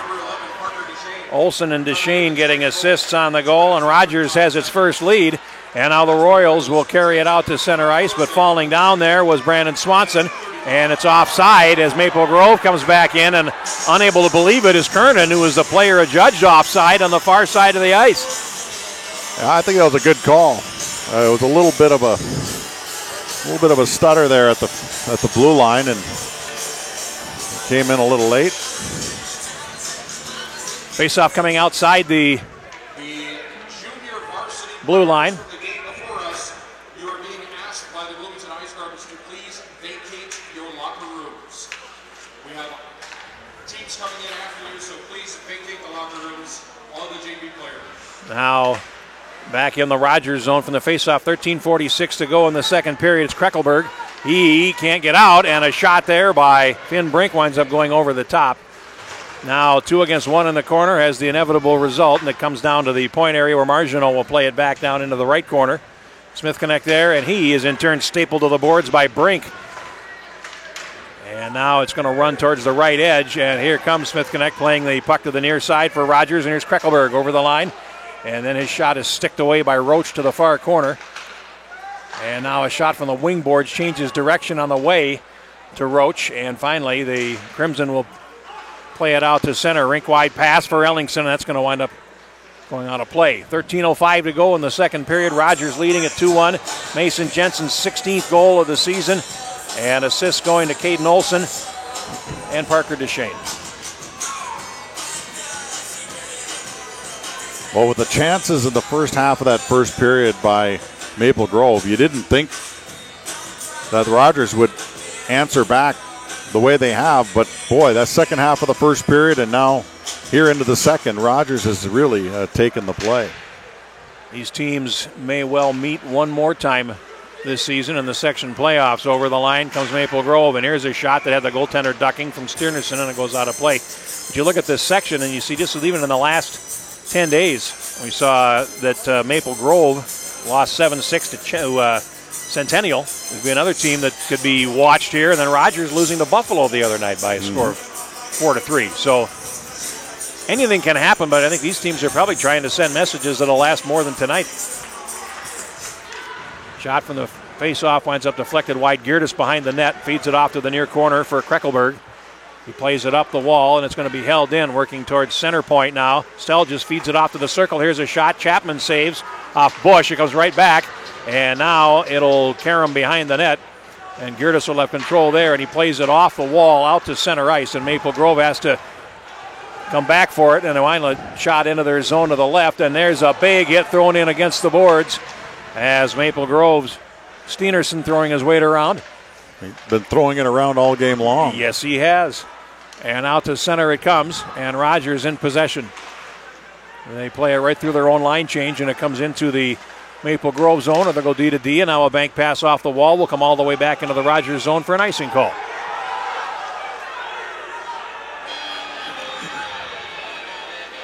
And the officials are talking about it. And they're going to say, yeah, it's icing after all. And a little more emphatic than before. Now the referee will go over and have a chat with the Maple Grove bench. I thought it was a good call. Nobody cares what I think, though. So well, you can get down there and scream and yell if you want. It's going to have as much effect as the coach doing it. And we're going to take a break here as we have a stoppage with 11:59 to go here in the second period. Our score is 2-1. Sophie Whelan was a musician, a three-sport athlete, and a great student who was involved on the student council. In July of 2021, at age 14, Sophie took her own life. Like many teens, her parents and those closest to Sophie had no idea. Shortly after Sophie passed, her family and friends launched Sophie Squad to help more young people with their mental health. One of those closest to Sophie is UMD hockey star Gabby Hughes. Know that people want to listen. People want to support you. The people around you are in your life for a reason because they love you and they care about you. So being able to know that can be hard, but really engrave that in your mind and know that people do want to listen. Even if you are afraid to talk, there's always somebody there. In 2 years, Sophie Squad has served over 3,000 students, raised $270,000, and donated $50,000 to the Children's Hospital for a new inpatient mental health center. Her personality was very bubbly. She was smiley, and she always did everything for the people around her. There you look at the Maple Grove Crimson. 11 minutes, 59 seconds to go in the second period. 2-1 Rogers with Mike Greenlay, Jeff Pappas. What do you suppose is going through the minds of the Crimson during that TV timeout? No, I think he wants them to get back to that physical play and that their ability to move the puck out of their own zone really well. I mean, that got them speed that they used very well to be an offensive threat in the first period. Well, we'll see how it translates here as the puck down again. 11:55 to go. We have a player down in the corner, and still the whistles remain sheathed as Rogers controls. Played around on the far side there by Kreckelberg, and it will come through to the near side. Cheslock is crashing in. Plays it down behind the net, and it's picked off there by Ellingson. And Maple Grove now trying to find a way out, and Rogers Their forecheck a little more effective here. A big hit thrown by Mason Jensen against Ellingson, and over the line. There's a 2-on-1, and then over skating. The rebound was Brink. Well played by the defender, and it comes out to center ice. Finally, the Crimson will play it back in their offside and tag up. Now controlled by Duchesne behind the net as he is rubbed out against the boards by Kernan. Now a drop pass up the slot, picked up by Marginot, is shot wide. And the long carom picked up there by Mason Jensen, passing to the right. And here's Rinaldo. He's over the line. Rinaldo to the circle, to his backhand, now peels off, drops to the point, and a shot by Cheslak goes off the crowd and wide. Now played out to center ice, and here comes Brink over the line against Cheslak, and Cheslak goes down and is going to stay down. I think he took an awkward hit in against the boards, now loose to the right edge, and we get a whistle finally as Cheslak is unable to rise, and we'll get a face-off with 10:42 to go in the second period. Sooner or later, something's got to get called here, I would think, but... Well, that just looked like, to me, two players getting tangled up. Right. But in general. But yeah, there's, at some point it's going to escalate to something a lot nastier, so we'll see where that line is going to be drawn. Cheslak up under his own power, heads back to the Rogers bench. 10:42 to go in the second. In a 2-1 contest, that's been good from the word go here. Face off to the right of Kate Chapman, in the Rogers goal, and right away, Steenerson dismissed from the faceoff. Royals control. Gertis in the right corner. Plays it up the wall, and the Royals are able to get it to center ice as Luke Giuliani turns and plays it back into his zone. Now Maple Grove will try the right side, and here's a pass off skates. Intercepted and turned right back into attack by Swanson. Over the line, he comes for Rogers. He's tied up in the circle, and the puck winds up going behind the net. Off to the half wall, Rogers picking it up in front, and as he fell, Swanson took a shot that wound up going wide. Now to the right point, a one-time effort there, holds the zone by Eliasson. It's in the circle now, and back to Eliasson at the right point. Tried to throw it towards the net, really couldn't see it. Now it comes in front, and a backhanded shot is flicked wide by Melquist. The puck is shot down the ice, and we'll get an icing call. 9:55 now to go in the second period. Coming up on the halfway mark of regulation time. Neither team, when these teams played the first time, led by more than one goal, and that's been the case here as well. Rogers led 1-0 and 2-1 in that game. It had to come back from a 3-2 deficit to get the tie. And it might be the exact opposite case here. Rogers picks it up, and Caden Olson tries the middle, and it's tipped on in from their own side of center ice by Carson Uday, and that will be an icing call. So things starting to slow down a little bit here. You can't keep that pace up forever, I imagine, especially in a second period. Well, I also think that both teams are a little more aware of some of these stretch passes that were being made in the first period. That perfect example right there, that was forced a little bit more in the neutral zone, and that's why that deflection was made before the red line, causing that icing. So I think they're just a little bit more aware of the passes coming out of the zone. Play in the Rogers zone now, and they will flip it out to neutral ice, where it is controlled by Marginot and played back in.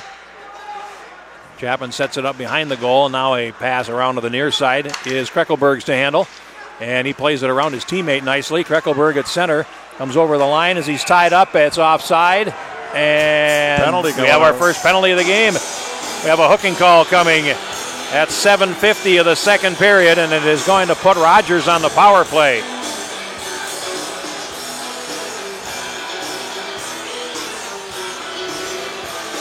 And a penalty is on Joey Imgren. Time of the penalty, 7:50 of the second period. Rogers on the power play, 22.8% on the season, 13 out of 57. Now a centering pass. Traegerman puts a shot just wide as Duchesne was left open in front. Maple Grove kills at an 89% rate. They've allowed only 6 goals in 57 shorthanded situations this year. The puck comes out to center ice. 8:44 to go, and this is Cheslak with it. Now he passes to an open wing, and they have to come back for it. And Rogers maybe a little too cute for their own good there, and now they'll play it over the line. Here's Mason Jensen. And they're stopped right at the blue line. It comes out to center, so Rogers hasn't even had a good zone entry yet. Well, I think they were going for the delayed entry, and they had nobody with speed, so you're basically hitting someone flat-footed. Over the line they come, and here's a shot by Ronaldo. Save by Roach off to the corner. Ronaldo got his own rebound. Here's Cheslock. High in the slot, back to Ronaldo. Had trouble with it, swats it down low. Smith Connect goes after it behind the goal, and now they work it around. Here's a one-timer by Cheslock. Hit the goaltender, and I don't know that he had a real good look at where that puck was, but it comes off to the corner. Cheslock again at the right point, holds it in. Plays it down to the hash mark, gets it back on a return. Cheslock over to the left. Ronaldo trying to throw it across. Shot, and that never got through. And now behind the net. It's picked up by Rogers, and Jackson Smith Connect now out to the left point. And they will try to work in for a shot. Duchesne, here's a shot, and they score! Smith Connect in front, might have tipped that, and it is 3-1 Royals.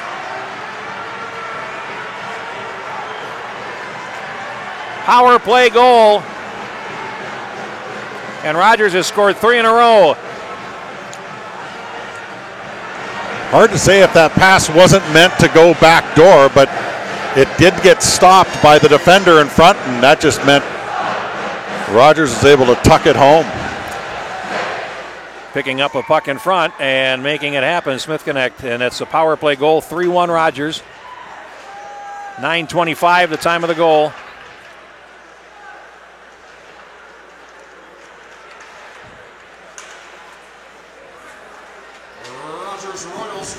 We'll get the announcement here. His 6th of the season, Jackson Smith-Connect. Assisted by number 18, Chase Cheslock, and number 7, Sam Ronaldo.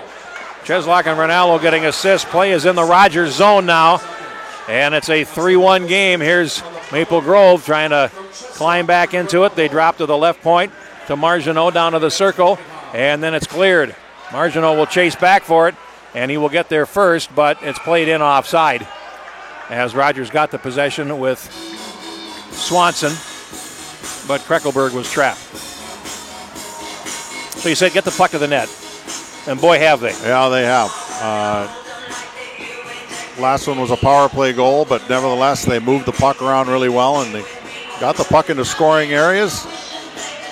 What a turnaround here for Rogers. Play back in the Maple Grove zone. And a play back behind the net. Now with 6:47 to go in period number 2, it comes out to center. Where is it? Now it's down in front of the Rogers bench. And then played into the zone by Kreckelberg. Now on the far side, Kreckelberg throwing a bump against Ellingson on the boards, and it's played back into the Rogers zone. And in the left corner, Cheslock plays it around on the near side. Chase Cheslock, big influencer on this team. He's a big body, and he can make a lot of things happen, the senior defenseman. Now it's played back behind the net, and Marginot can't get it out. Now it's fed to the right wall. It's going to trickle towards the left point, held in there by Smith Connect, who is a sophomore, by the way. And over the line, here comes Maple Grove. A chance for Bush on his backhand, and he put it wide. Karam picked up by Maple Grove. They go a little east-west, and there's a shot from the far side that winds up behind the net from Bush. Now it's swatted all the way down the ice. It'll come right on goal, so there's no icing on Rogers. They're trying to finish up a change here. And now played back in, and here comes Maple Grove. Stennerson, and it's poke checked off his stick. And now back behind the net. Rogers in control. Duchesne clears it up the board. Smith Connect has it there, and he backhands to the right side. And they're going to play it into the wall there as Picconato turns and feeds it ahead. Now Rogers, they move it quick, don't they? They do, and they're getting more and more players back defensively and back pressure. They're doing all the defensive things right, and so it's not giving Maple Grove the kind of time that they had in the first half of that first period. They're still being outshot, by the way. Yeah, 20-18, but the case here, the quality of shots has been much better for Rogers over the last 10 minutes of play or so. Now it comes back into the zone, and Dawson Jensen feeds it rink wide, and it's played to the blue line. They'll play catch with it there. Loose at neutral ice. And in the referee's crease, they'll swat away at it. And now finally it's shot in by Duchesne as he heads for the bench. Now back in the right corner for Maple Grove. Leno plays it out. Now at center ice, we got a collision, a hefty open ice smash there. And now they're just trying to bludgeon their way over the blue line, Maple Grove is. Here's a pass knocked down with a stick by Melquist, and they're going to bring that back. I call that a high stick. We're going to take a timeout here with 4:33 to go in the second period. It's 3-1 Rogers here on Friday Night Ice. From the get-go, it was, hey, we're going to be a source of good in the community, and we got the Keystone program that we give away 10% of our profits. It's such a core value is the philanthropic piece of this, and whether it's Hope Kids or ETS or Whispers of Hope, the Grief Club, basically it's set out that this is something that it's a part of what you do, and everyone has a lot of buy-in and is very excited to do it. Many people think that there's nothing that can be done for their back and their neck pain, but in fact, there's a wide range of non-surgical treatment options for many different problems, and our goal is to get people to the right treatment as quickly as possible, and that's why we offer same-day appointments, because if you're in pain and you're limited, waiting a week, waiting 3 months for an appointment is unacceptable. Right back as we look at the Rogers huddle breaking up, and we'll go back for a face-off in the Rogers zone. You know, a lot is made of the second period, like in the long change and all of that. Is there a key to playing well in a second period type of a setting? Rogers has obviously figured it out. Well, I think, yeah, I think defensively you have to be more aware because you can get caught. I mean, that's, you know, we talk about the long change, you can get caught. And that means you have to have bodies back. You have to have the, like as mentioned, the good back pressure, the mindset. I think Rogers has done a very good job of limiting. Now loose in front and swiping away at Roach. And we're going to get a face-off. As that was Matt Lohman, number 5 in there on the goaltender. You talk about awareness being such an important part of this. I would expect that would be the MO here in the position we just described. No question. And, you know, it's interesting how dominant Maple Grove was in the first half of the first period with a lot of speed, a lot of physical play, carrying the puck into the offensive zone. But the adjustments maybe made from the Rogers perspective and kind of denying that a little bit now. A lot more pucks being chipped and chased and dumped in by Maple Grove now. And now Rogers having trouble breaking out on the near side. This is Cheslock along the wall, plays it around behind the net, too far for Geerdes, has to chase it. And that's going to wind up going over the glass and into the Rogers fan section where they have the Selly spot located. Well, if they scored again, that's a long way to go to the Selly spot. I mean, that's a full-length skate. So. Back to the bench in a whole bit. You'd earn it, let's put it that way. Face off to the left of the goal. And Royals clear around on the near side, held in there along the wall by Giuliani, who now has it back. Giuliani drops it, and Stelgis will feed the hash mark. Then gets it back on a return pass. Over to the right side. Here's a shot that didn't get through as it was blocked by Uday. And now here comes Rogers back to center ice, going for a fall there is Keaton Weiss. And now Maple Grove breaks in 2 against 2. And they come over the line. Bush centered it, blocked, and it's again picked off in front. Royals positionally good, and down the wing they come. Here comes Keaton Weiss over the line. He fires. He shot it high. And it winds up going out of play. Might have caught a piece of the goaltender. 3 minutes to go in the period. On that last sequence, Rogers had 5 guys below the tops of the circles. I mean, it's tough to get pucks through and get any kind of possession when that's happening. They're able to break up the play and bring it down the other end. So definitely a positive adjustment on Rogers' part to have more players getting back and helping out. Now the Royals control from the faceoff. Here's a shot, tip, rebound, score! Mason Jensen again at the left edge of the goal crease. It is 4-1 Rogers.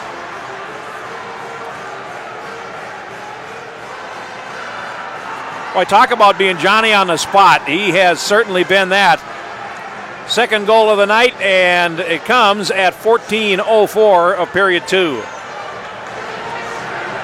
Here's the replay, and there you see it. Just before Roach could even react, the puck was past him already.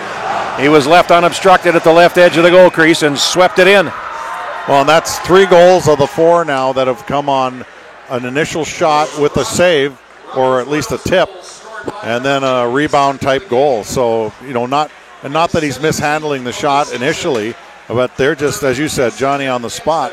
Rogers is putting players at the net with the puck going there as well, and you're going to get rewarded quite often when that happens. Assists going to Smith-Connect and Duchesne, and now here comes Rogers back. Lohman comes over the line. He centers it to come up the slot. Here's a shot knocked down in front by Roach, and now the net is coming dislodged as Matt Lohman came in and nearly added a 5th. Well, they are up 4-1. They're now taking the lead in the shots on goal department, and they have definite control of this hockey game. My goodness, I wouldn't have seen this in that, as I mentioned, in that first half of the first period. It would look like it was going to be a tight one all the way through. But boy, has Rogers changed their game plan a bit to make a huge difference here in the second period. Shots in the second period are 13-5 favoring Rogers. And now here is Maple Grove in control from the faceoff. It's popped up in the air and fed ahead by Ranallo. Over the line, Ranallo, a little backhanded pass, will go behind the cage. And Rogers will come back to the near corner to try to play to the point. They do. Here's Cheslock putting on the brakes, shoots, and it was deflected by Ranallo wide of the goaltender in front. Now back behind the net. Here's Kernan for Maple Grove trying to find a way out of the corner. That's stolen by Ranallo. And now Ranallo will play it down to the circle. Comes in front. Centering pass once, twice. And how about a third time for Mason Jensen, who keeps trying to complete his hat trick, and finally all Maple Grove can do is ice the puck, which they do with 1 minute and 42 seconds to go. Mason Jensen is just on a mission here in the second period. And what a tremendous save on the back door. A good pad save on, as you mentioned, strike one, strike two. They took swats at that one, but the initial save was an excellent one. Face-off coming now to the left of the Crimson goal with 1:42 to go in the period. It's 4-1 Rogers. And Royals get the puck back. And now over to the left side, Gertis shooting, and that winds up off the traffic. Controlled now by Caden Olson. Played into the circle. And Olson had vacated the zone. Now he plays it back in, and his teammates clear the zone. 1:21 to go. Terrific period for Rogers. Not so much for Maple Grove as the puck comes in, and here is Weiss trying to center it. Now played up the slot and out to center, and here's a race for it into the zone. Maple Grove, here's a break in, and we got a penalty coming as Imgren went in and was stopped, but the penalty is upcoming here, and it's going to put Maple Grove on the power play with 1:03 to go. It is a hooking penalty. Yeah, that was a good call. He had not a clear cut, but boy, he had enough pace that he was interfered with as maybe a good penalty to take, but yeah, he was held back a little bit on that breakaway. Hooking is the infraction. It comes at 15 minutes and 57 seconds. First power play for Rogers, and their power play has been Maple Grove. Their power play has been devastating this year. 23 out of 54. That is a 42% conversion rate. Here's a shot, and Chapman makes the save. It comes across the slot, and now it's underneath. And here come the pushes and shoves after Chapman made the save on Steenerson. 53 seconds remaining in the period. Rogers kills at an 85% rate. This is a good power play that Maple Grove has. 23 power play goals in 21 games. And they win the face-off and chip it back to the right point. Now over, here's Brink. And they'll work it around up to the high slot. And here's Margino shooting, and it winds up going wide. Follow-up is reversed. The near side, Kernan will get there, though, for Maple Grove. Plays it across to the far side. And now up the slot, Brink to the near circle. Margino. Oh, just about got picked off. Brink comes in. He centers it. Here's a shot. They score! It's a power play goal and a lifeline for Maple Grove. And the goal scorer is Blake Steenerson, and it's 4-2. Well, that point-blank shot, boy, he unleashed that one. That was in a hurry, and boy, was the timing good for them. They needed to answer to give themselves an opportunity, and that power play strikes again with 22 seconds left in the period. And this, who knows, we'll see if it changes things in the third. Boy, was that a goal they needed. And now both teams 1 for 1 on the power play. Steenerson's goal is his 15th of the season, his 6th power play goal. In a game that's been as physical as this, we've only had a couple penalties, and those penalties have paid off. Or the power plays, I should say. Now Rogers plays it down the wing, and over the line they come. Brandon Swanson takes a shot. Brink and Marginal will get assists. It's a power play goal at 16:37. With just under 3 seconds to go, we'll have a face-off in the Maple Grove zone. But Rogers has grabbed this game by the scruff of the neck so far, and Rogers has pulled its goaltender here with a face-off with 2.8 seconds to go. So they'll have 6 skaters with 3 seconds to go in front of the net. Try to draw it towards the net, and it's poked out to center, and that'll be that. But the second period is over, and our score is Rogers 4, Maple Grove 2. The shots in the second period, Rogers 14, 2-period total of 24. Maple Grove 9, also a 2-period total of 24. And we are awaiting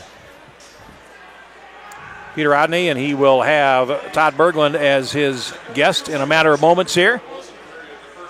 Getting set up for that, but we're ready for a good third period, Mike. Well, I hope so, because it's been a great game so far. A lot of ebb and flow here.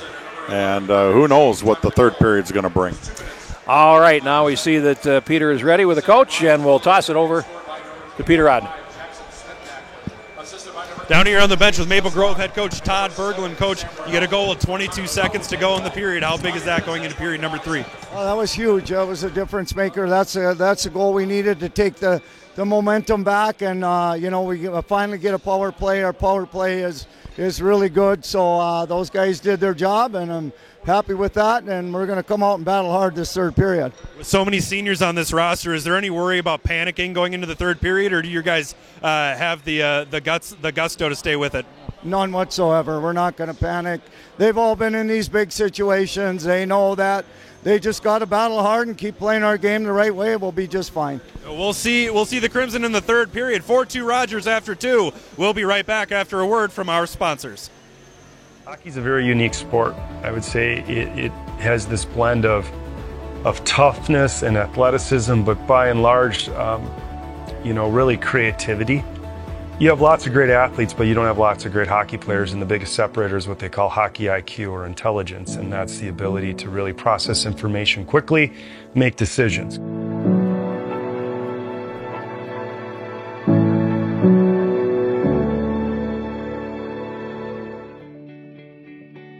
I think anytime you're beginning a season or beginning a new sport where maybe you haven't been as well conditioned as later in the season or near the end of the year, that's when you're going to be most prone to overuse types of injuries. That's going to be sprains and strains and tendonitis and stress fractures. And so I think it's most important to kind of slowly ramp up into an activity and build your volume in a stepwise way instead of jumping in all at once.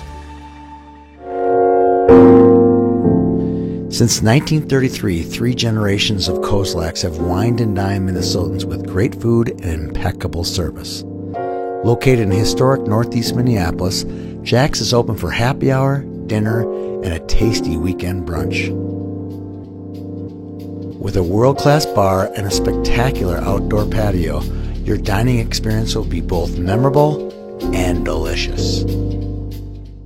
Brewpub Pizza is specifically designed with the hungry in mind. It's big, it's bold, and it's outrageously delicious. Brewpub Latza Matza Pizza is made with your favorite premium meats and veggies, topped with over a half pound of real Wisconsin mozzarella cheese. When you're looking for the ultimate pizza adventure, when you crave a really serious pizza that brings the great Brewpub experience, this is the one. Pick it up today at your favorite local grocer. Brewpub Latza Matza Pizza, the ingredients for a great time.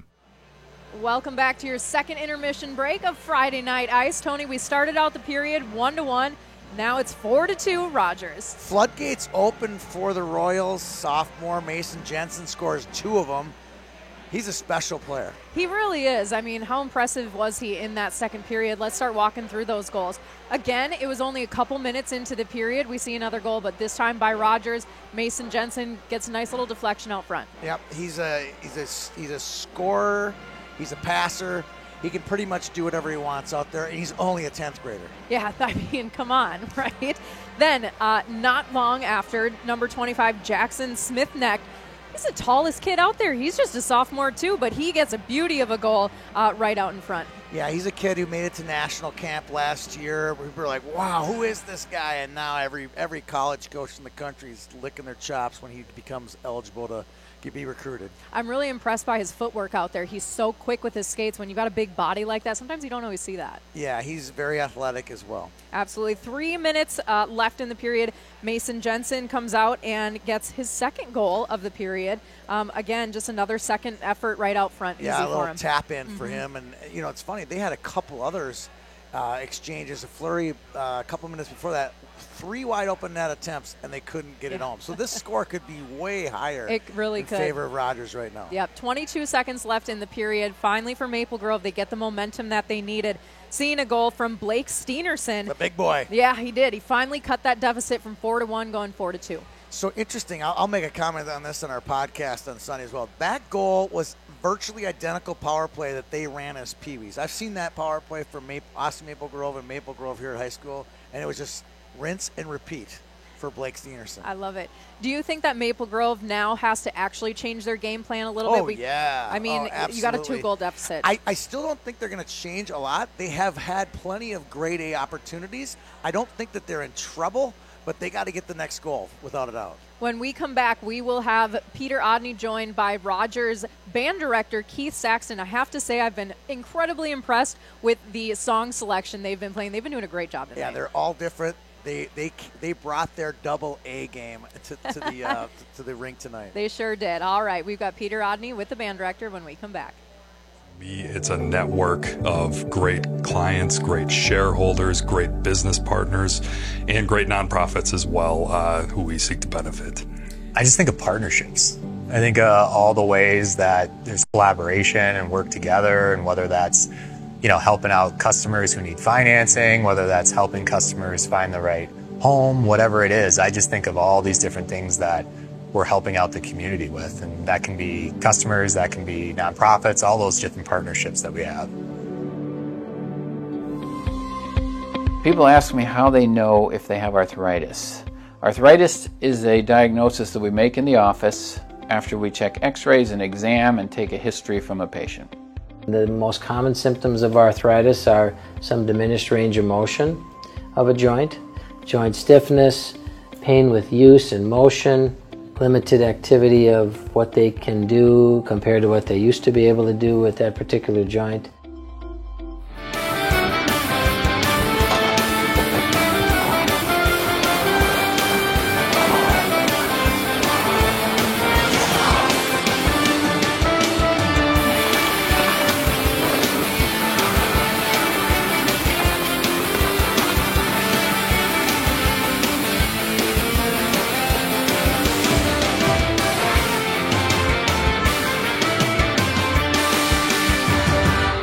Brewpub Latza Matza pizzas are made in the heart of America's Dairyland, Kaukauna, Wisconsin. Every Brewpub pizza is made with the highest quality meat and veggie toppings. Then bombarded with over half a pound of award-winning Wisconsin mozzarella cheese. Snag a slice of Brewpub pizza at the concession stand or enjoy a whole pizza conveniently located in the frozen pizza section of your local grocery store. Brewpub Lots of Matzo Pizzas, the ingredients for a great time. We're here along the glass with Rogers High School band director Keith Saxton. Keith, this is your chance to brag a little bit about these good-looking guys and gals. Tell me a little bit about your band. It's a great band. They've done a really good job of gelling this year after all they've went through in the last few years. A lot of energy, and they have a lot of fun. How serious does your band take the responsibility of bringing the juice to a game like this? They take a lot of responsibility, and they do bring the juice. All right, you're going to bring the juice right now. I need you to tell me what you're going to play for us. This song called Forget You. Forget You. All righty, well, hopefully we won't forget the Rogers Band after this. Rogers Band, take it away.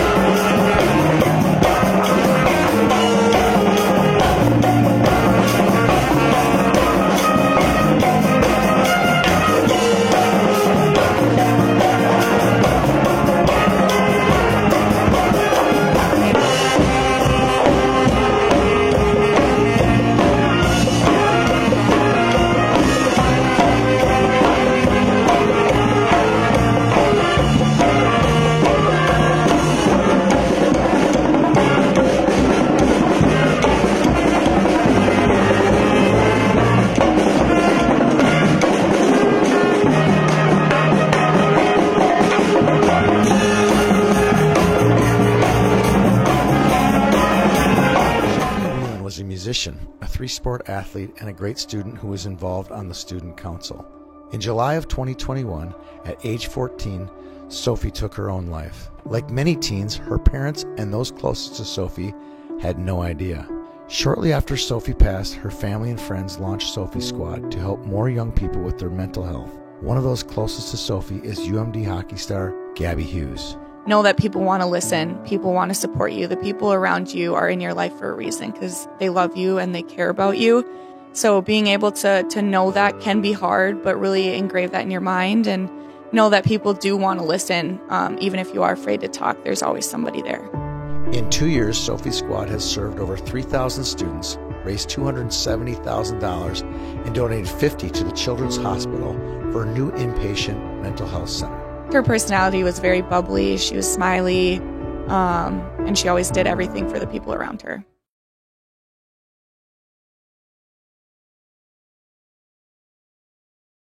Rogers leading Maple Grove with Mike Greenlay, Jeff Pappas, and I was joking, Mike, that the 2-goal lead is the most dangerous in hockey. Why do so many teams lose it when they make that? When they make the statement, I guess the joke that it is.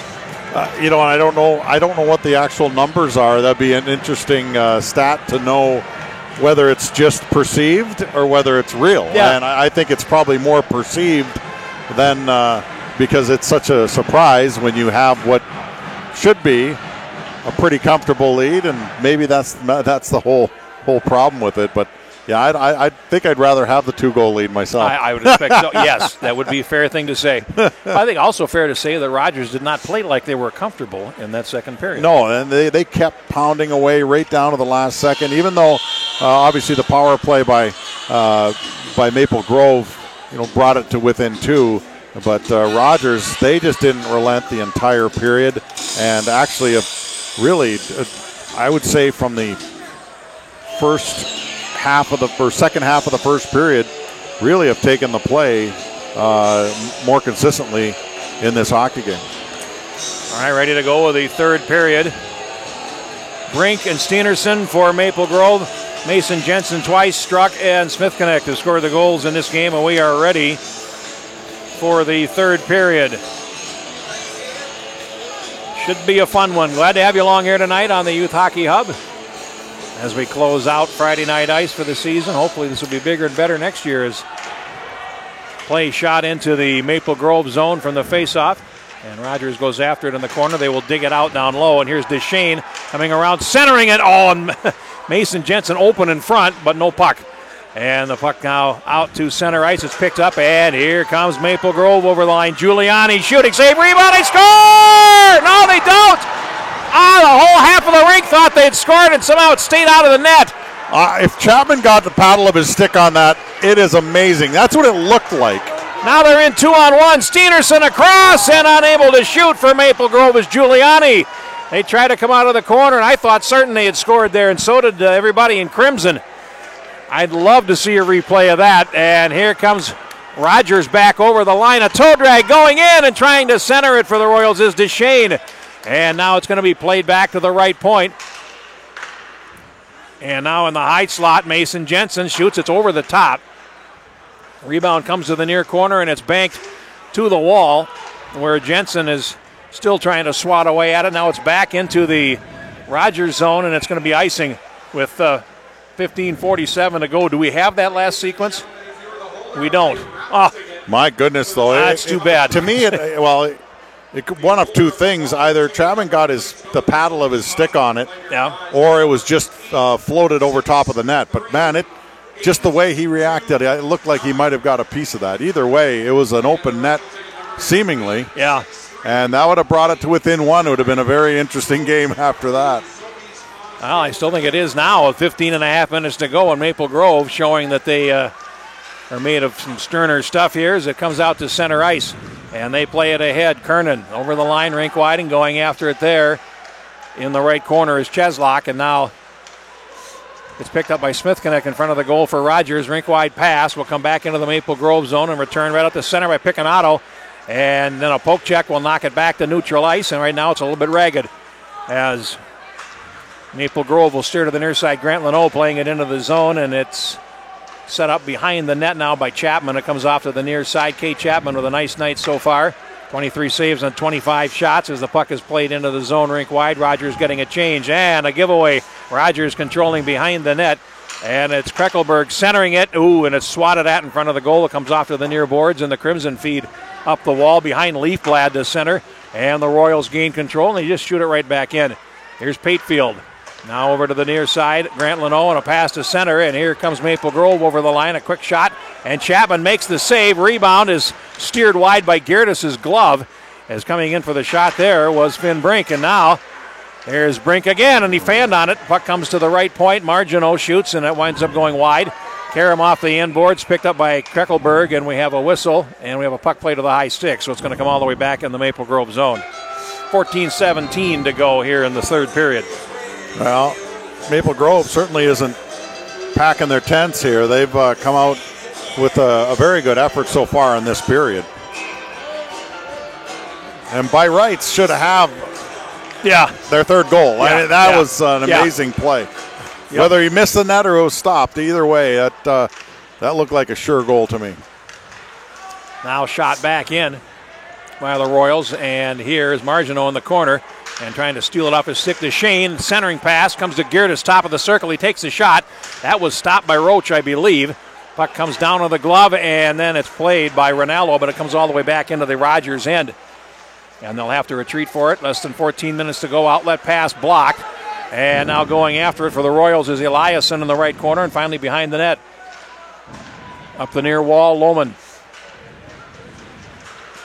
And he rink wides it in. Rinaldo chasing, going to the boards with Picconato, and now swatted behind the net. Cleared around to the near side for Maple Grove for Lucas Bush.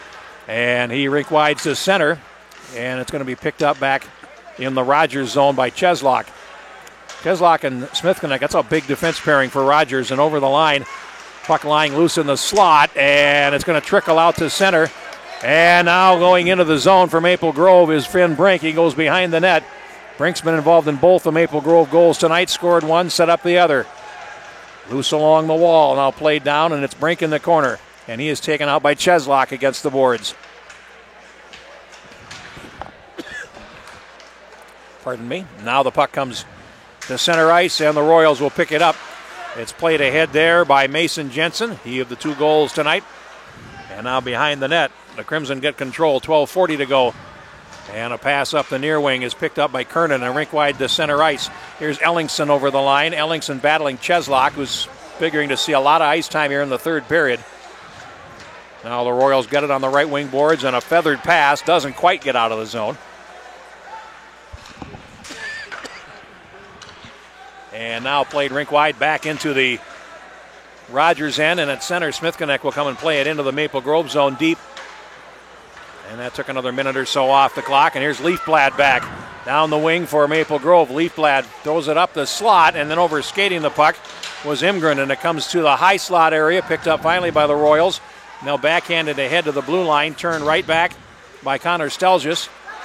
And now back into the Maple Grove zone, set up behind the net. And Marginal plays it around on the near side. Puck finally out to neutral ice, and Kreckelberg. Now a rink-wide pass to the near side for Keaton Weiss. Sidesteps a check and shoots it in. And the Royals are going to get their first. Kreckelberg behind the net has possession. Banks to Girdes at the left point.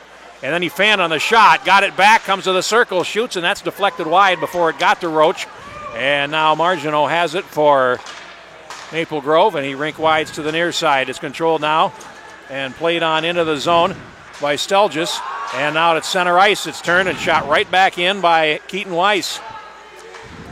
And now in the right corner, finally played on out to center ice, and it's controlled by Smithconnect.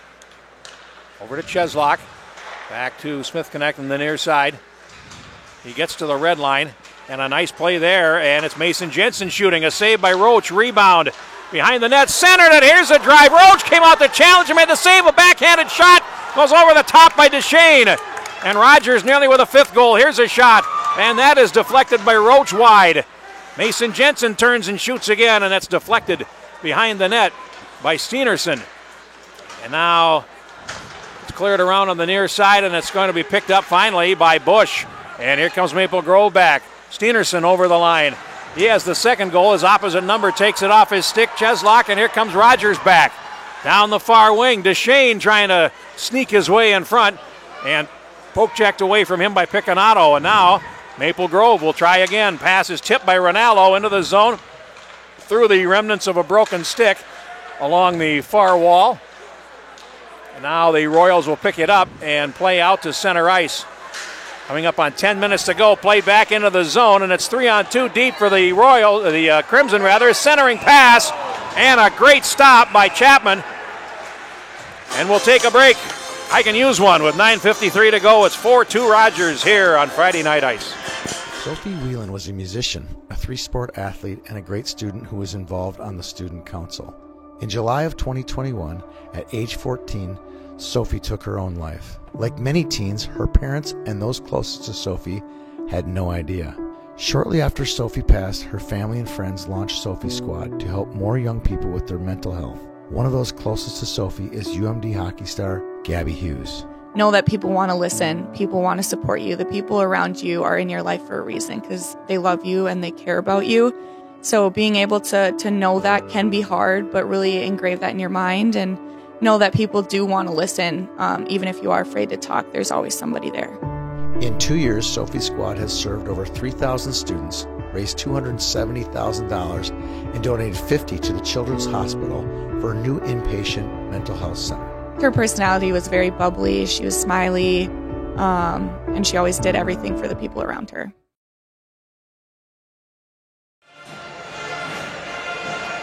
Now you look at the Maple Grove bench as they trail by 2 with 9 minutes and 53 seconds on the scoreboard clock. And shots are even at 27 apiece, so each team has had 3 here in the third period. 9:53 to go. Time starting to become a factor here for Maple Grove. And the faceoff is coming to the right of Cade Chapman.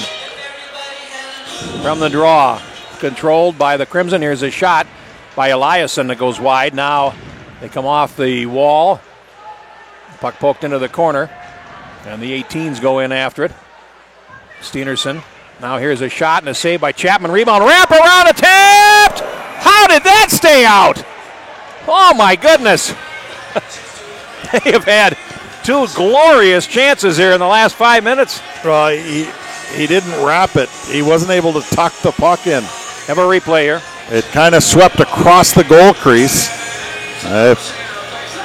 One more second and he would have had it. Like he just swept it, didn't tuck it in. Aha. And that's Finn Brink, and he doesn't miss many of those. Now from the face-off, we get a whistle and another stoppage. So with 9:29 to go, we will have a face-off to the left again, I think, of the rod. I'm going to put it to the right side of the Rogers goal. Now winds up behind the net, and Brink drops it to the left point. Margino feeds it over to the circle. Here's a shot. Save made by Chapman. Rebound is pushed wide. Brink in front, and boy, they're getting some pretty good scoring opportunities here, but so far everything has been kept out of the net. Here's Margino, skate to stick at left point, plays it off the boards. Picked up there by Lohman, and he tries to clear. Comes up the slot, and finally it does come to center. And now Margino will feed it right back, and here's Brink over the line. Brink goes to the circle, goes behind the net, and then left it in the corner. Tried to toss it off the goaltender's shoulder. I think he hit the side of the net. Trying to sneak one in on the goaltender. Would have been a creative play. Now here comes Rogers back to center ice. And it's shot in by Gertis, who then heads for the bench on a change. 8.5 minutes to go. We're halfway through the third period. Here's Leafblad for the Crimson. He feeds it over to the left. Now a pass down the wing, and over the line comes Patefield. Tries to center it. It's left lying in the slot, and Patefield then took a shot that wound up deflected over the glass and out of play. Well, I got to say, Chapman's had a very good game, and in particular this period too, but he's had good fortune here in this period, because there's been a couple of pucks that have been bouncing around the crease, open nets, and they haven't found their way in. But I think he's earned that good fortune. He's played really well. Now a shot high over the top, and the Royals are going to clear it all the way back into the zone. Chasing after it is Leno. We get a whistle, and we have an icing call.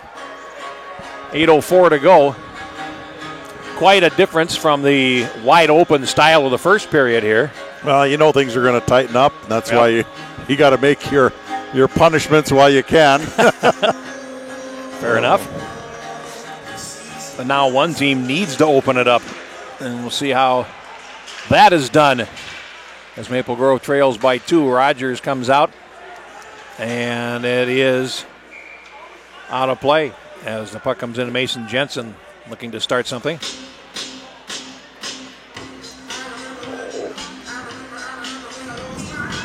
.7:52 to go. Face-off coming outside. Steenerson on the draw against Deschênes.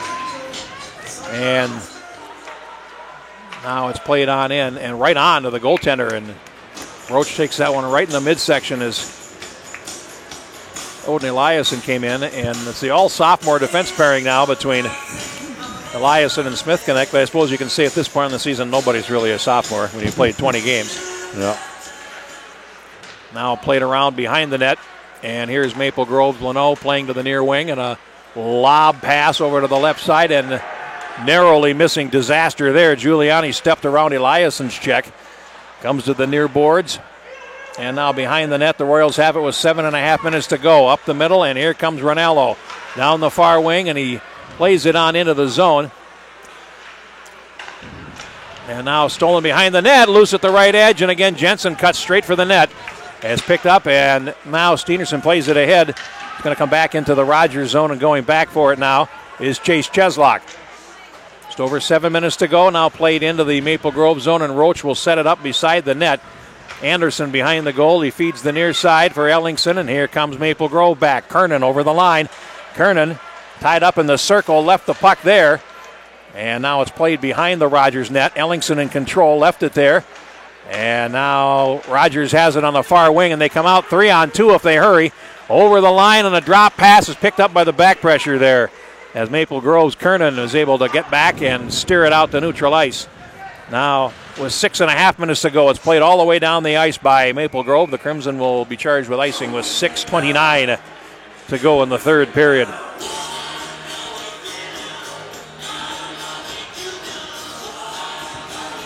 Face-off coming up now to the right of Jack Roach. Shots 29-28 for Maple Grove. Rogers can focus on keeping the puck out of its net.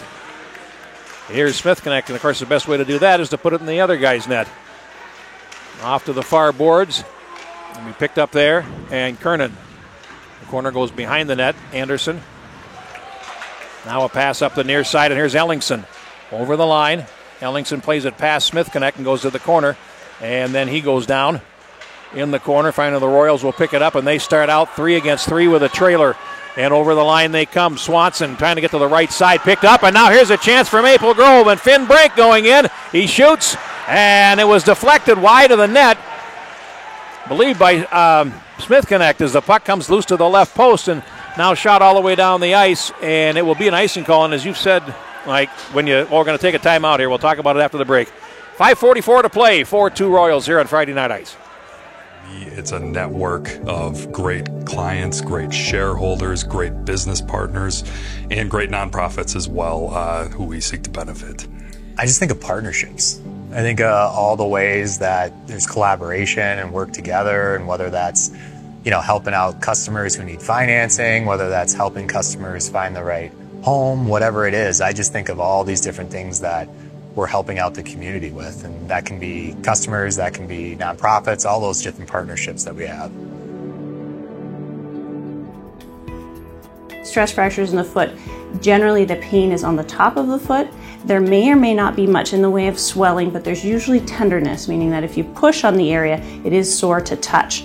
So if you've had a change in activity, been doing a little bit more and develop pain that hurts when you walk or certainly hurts more when you try to run on it, that's concerning for a stress fracture. Sometimes those can be seen on x-ray, sometimes it requires an MRI to decide whether or not there is a stress fracture there. There's the Maple Grove bench. They need 2 goals. They have 5 minutes and 44 seconds to do it.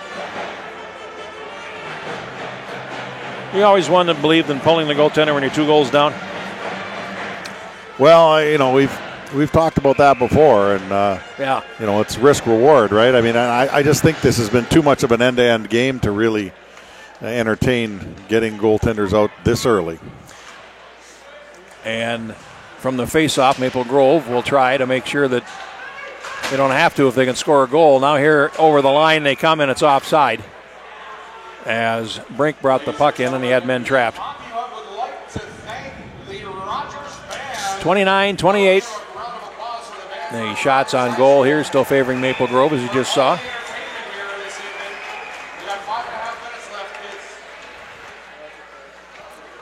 .5:35 to go. And the referee saw something he didn't like there. I think one of the Maple Grove players was lined up offside, I believe. That would make sense. And they win the face-off to the Crimson, and over the line, Marginot, and he is taken out against the boards. Royals get possession. And they play up the near wing, and it's tipped on in from center ice by Weiss. Now behind the net, swung around by Stelgis, and out to center ice. Girtis feeds rink wide to no one, and now picked up there by Weiss on the turn over the line. Weiss circles, shoots, hitting the mask, and a rebound. They score! Carson Uday, and it is 5-2. The first shot hit Roach right in the forehead, and the rebound came down, and Carson Uday is there to score his first goal of the season for Rogers.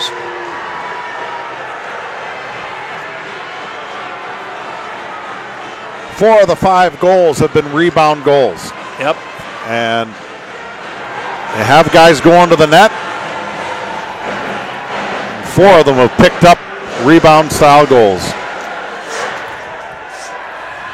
I suppose defensively you can be tighter and back-check your man, but still. It was but they've been well played by Rogers. They weren't bad rebounds by the goaltender. You got to pick up your guy going to the net. I mean, that's really what you got to do.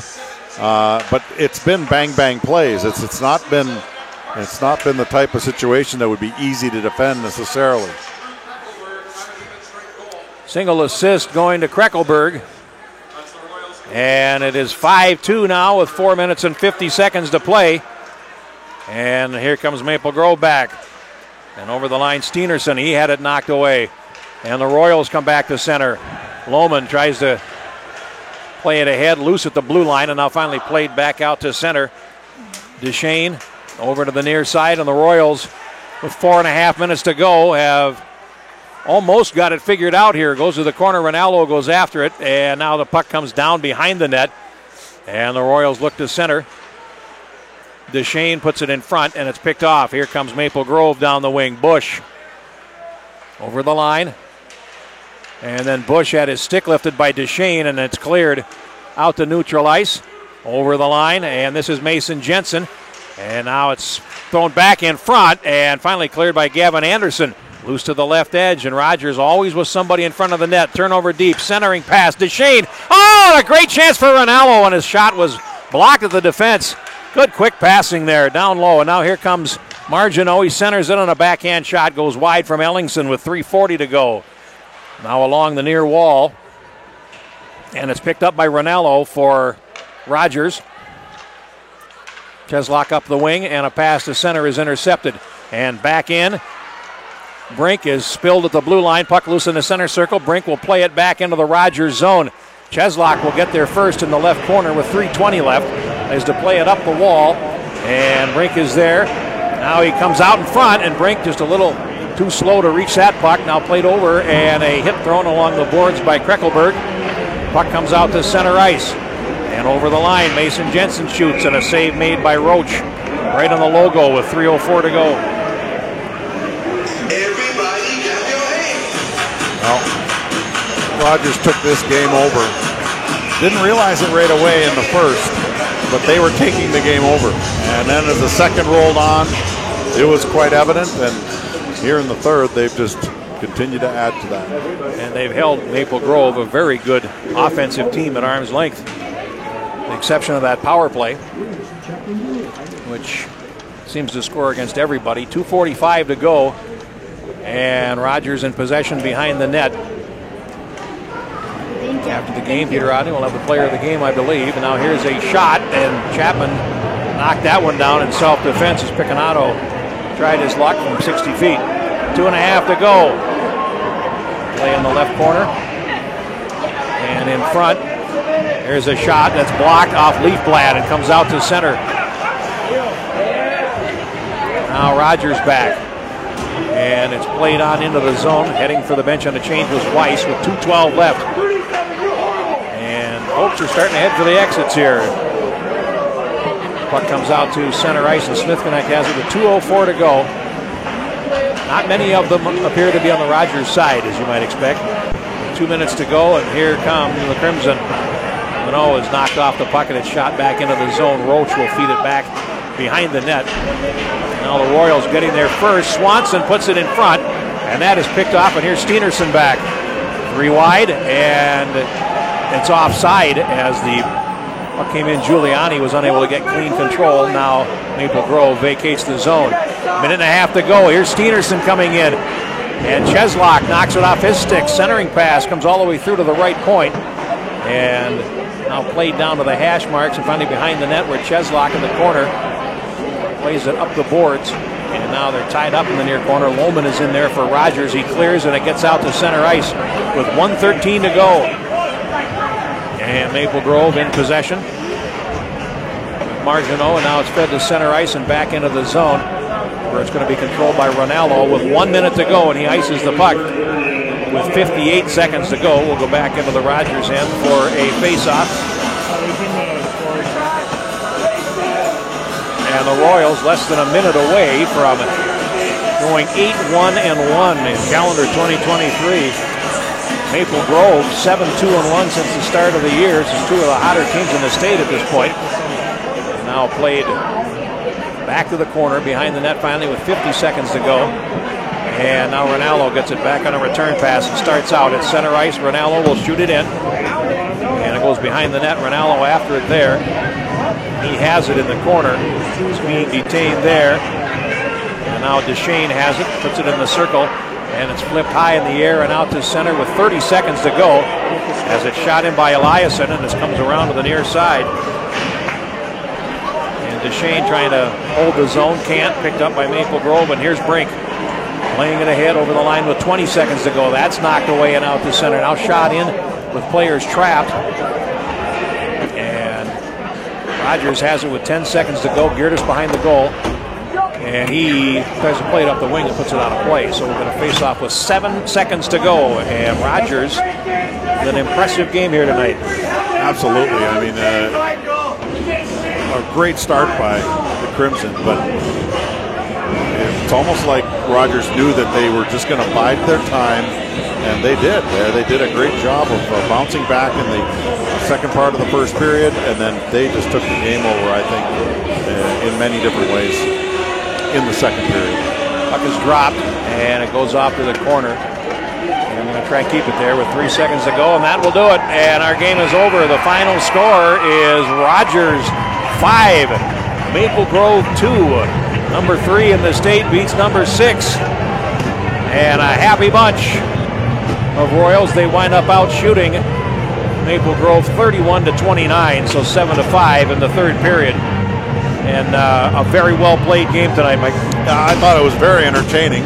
Both these teams they both came to play, and then that's the difference. They both came to play, and Rogers just, they said, took the game over. Got some great goaltending when they needed it, very timely saves, but just a well-played game. Good adjustments, I think, by Rogers as well.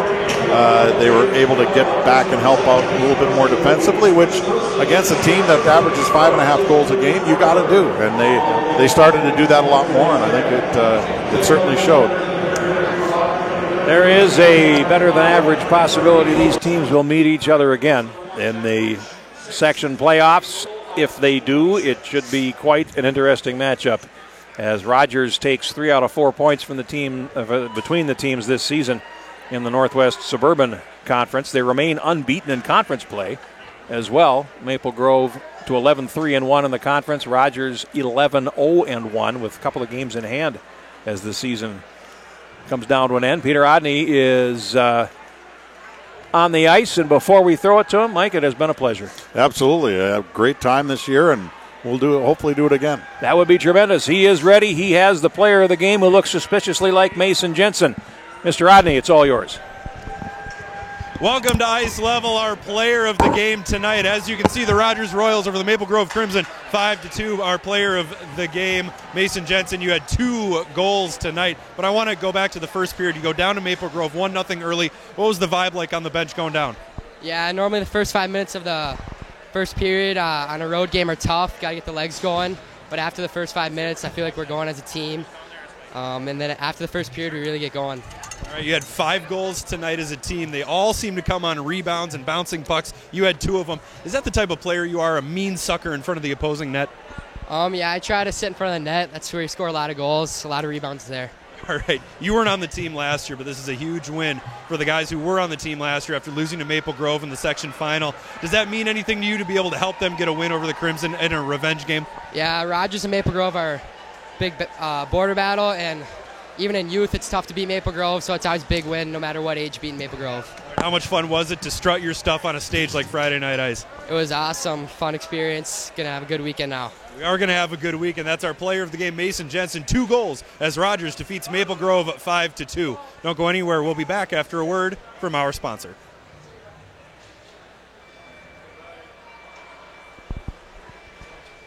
Hockey's a very unique sport. I would say it has this blend of toughness and athleticism, but by and large, really creativity.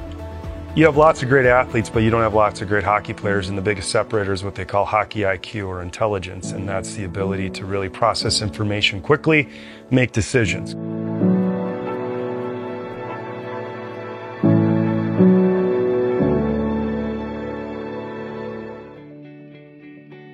I think anytime you're beginning a season or beginning a new sport where maybe you haven't been as well conditioned as later in the season or near the end of the year, that's when you're going to be most prone to overuse types of injuries. That's going to be sprains and strains and tendonitis and stress fractures. And so I think it's most important to kind of slowly ramp up into an activity and build your volume in a stepwise way instead of jumping in all at once.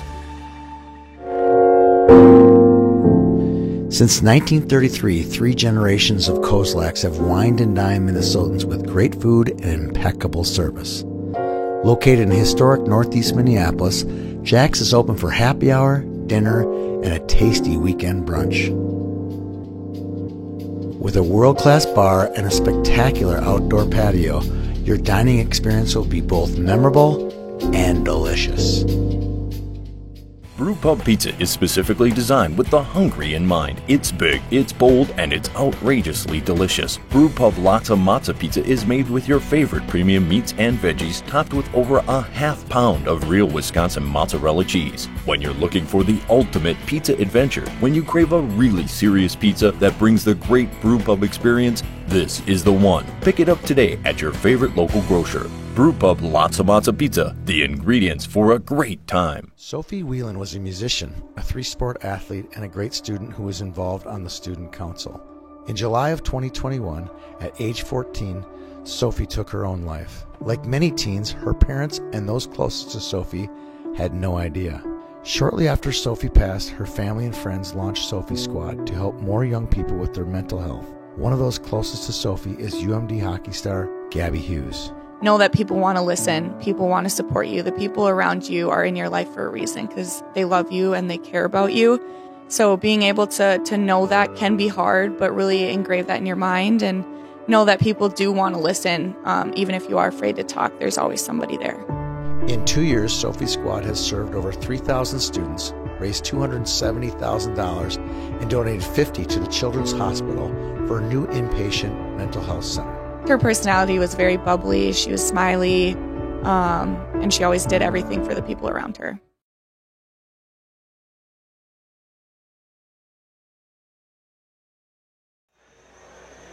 Welcome to your Friday Night Ice post-game show. Allie Mosley here with Tony Scott. Rogers winning this one 5-2 in a really dominant performance by them. Yeah, I thought in the third period that Maple Grove had chance after chance to make it 4-3, but they just never could quite get it over the top to make it interesting. No, they couldn't. It was a 1-1 first period, 4-2 Rogers in the second, and then just a 1-goal score for Rogers in the third. It was with 5 minutes left. Senior Carson Udi gets the goal. Now let's think about this now. Carson scored his first goal of the season. Mm-hmm. I'm thinking that's Carson's first career goal. And he's a senior. I have to say, that's pretty cool. It all makes sense because the way that the Rogers team reacted with such enthusiasm, I was like, why was that so special? Lo and behold. It's pretty easy. The body language tells me that's his first ever. Yeah, incredibly exciting. Super fun to see, and especially when you're kind of under the Friday Night Ice lights like we have here tonight. Yeah. What do you think Maple Grove takes away from this game? 3 losses to 3 good teams. It's gut check time for them. They're going to go back and review. There'll be maybe some line changes. They might mix up some things there. Their decor looks solid today. 5 rebound goals.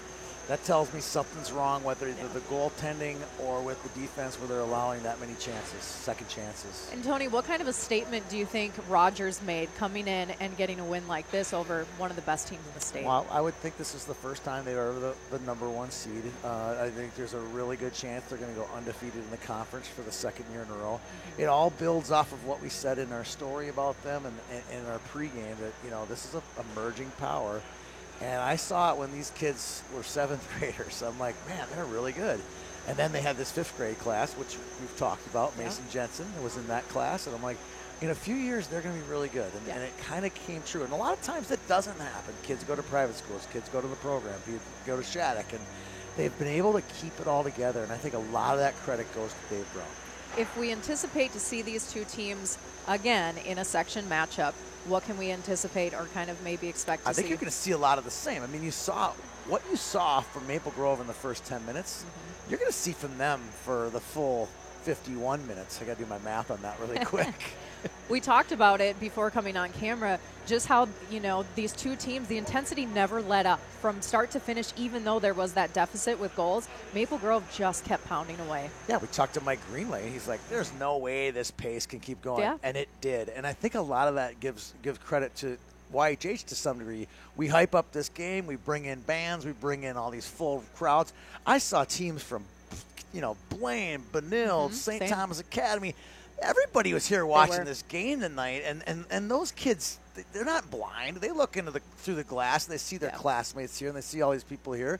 They played to a definite energy that is going to give you that feel for a section final that these two teams could meet in a couple weeks. We know that these are two top 10 teams in the state. What are your final thoughts on this game when it's all been said and done here? I think, Rogers, they won the 50-50s and had way more grade A chances. When you win those two battles, you're going to win a lot of hockey games. And it would be fun to see a new team in the state tournament this year. Absolutely. Very exciting one. But we are not done yet. When we come back, we will have some scores from across the state. Not all hockey games scores have been submitted. A couple more to go. Quite yet. Yeah, we're still early. The night is young. But when we come back, we'll have those scores and wrap up the grand finale of Friday Night Ice. We'll be back. I think a force for good is kind of just what it sounds like. We wake up every day, go to work, try to do the best we can, but also have in the back of our head that we're going to help people and try to make a difference in people's lives.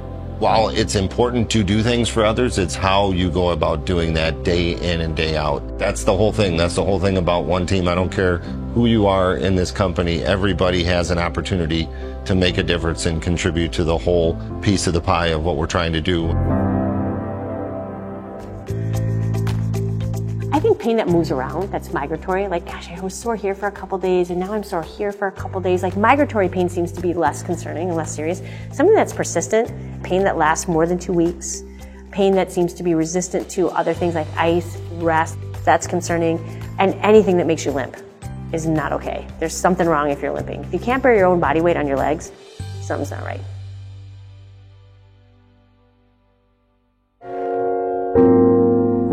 Jack's Cafe has been extending warm hospitality with a focus on great food for almost 100 years. Located in historic Northeast Minneapolis, Jack's has been a great venue for hockey banquets, corporate parties, weddings, and groom's dinners. With private rooms of any size, guests can have that great Jack's experience for 2 or 200. See you at Jack's. Brew Pub Pizza is specifically designed with the hungry in mind. It's big, it's bold, and it's outrageously delicious. Brew Pub Lotta Mozza Pizza is made with your favorite premium meats and veggies, topped with over a half pound of real Wisconsin mozzarella cheese. When you're looking for the ultimate pizza adventure, when you crave a really serious pizza that brings the great Brew Pub experience, this is the one. Pick it up today at your favorite local grocer. Brew Pub Lotta Mozza Pizza, the ingredients for a great time. All right, Tony, it's been a busy night of hockey across the state. We've got some scores. We don't have all of them, but we got as many as we can get here. So let's start as off. Humanly possible. I mean, yeah, right? I literally just refreshed the screen 2 seconds ago, so we're as up to date as we can get. Yes, let's start out with boys high school hockey. We're looking at, the Champlain Park Duluth East game ended up getting canceled. And it was an important game because Champlain Park, and we know these teams, Champlain Park has played a big role against these two teams, Rogers and Maple Grove, and we saw Duluth East. Both teams are really playing well the second half of the season. It would have been fun to see the result of that it's one. They got canceled because of cold weather. I'm cold right now, but we're not canceling anything. No, Come on no. now. All right, next game. All right, Andover takes the loss to, they ended up winning against Grand Rapids 4-1. 4-1, and we saw Grand Rapids in about a similar result. So I think we can make our commentary on what Section 7 AA looks like with that. Grand Rapids is probably the 3rd seed. Andover and Duluth East are 1-2 because Duluth East beat Andover earlier in the season. That's right. Edina and Hill Murray played tonight a 2-1 final. 2-1 over Aldrich. They'll play again tomorrow night at Braemar in a college hockey doubleheader, home and home. All right. So switching gears over to the girls hockey, high school hockey side of things, Edina winning over Stillwater 3-1. 2 top 10 teams. Uma Cornier gets her 100th win. Imagine that as a goaltender, 100 wins. That's really impressive. That's a lot of wins. You've been playing for a long time varsity if you're getting that kind of cred. Then Benilde St. Margaret's wins over Cretin-Durham Hall 3-1 again. 3-1. There's not anyone I know on our YHH staff who went to Cretin, so I'm sad to see the Raiders go down. Yeah.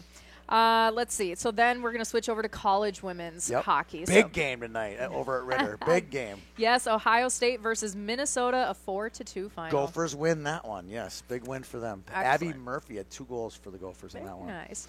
UMD is going to beat Minnesota State Mankato 4-3 in overtime. And Manning McMahon gets the game-winning goal. I'm her good luck charm officially.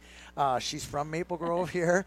And I met her this weekend doing the Gabby Hughes interview for the Sophie squad, and she gets the game winner tonight. Look at you taking credit wherever I'm you can taking some get credit right there. Absolutely. St. Thomas is going to beat Mabingi State 3-0. 3-0, big win for St. Thomas. Anytime they get wins on a new program, that's great. All right. So we're going to wrap it up with college men's hockey. Michigan Tech beats Bemidji State. They're taking a double loss tonight, 2-0. 2-0. Tech wins that one.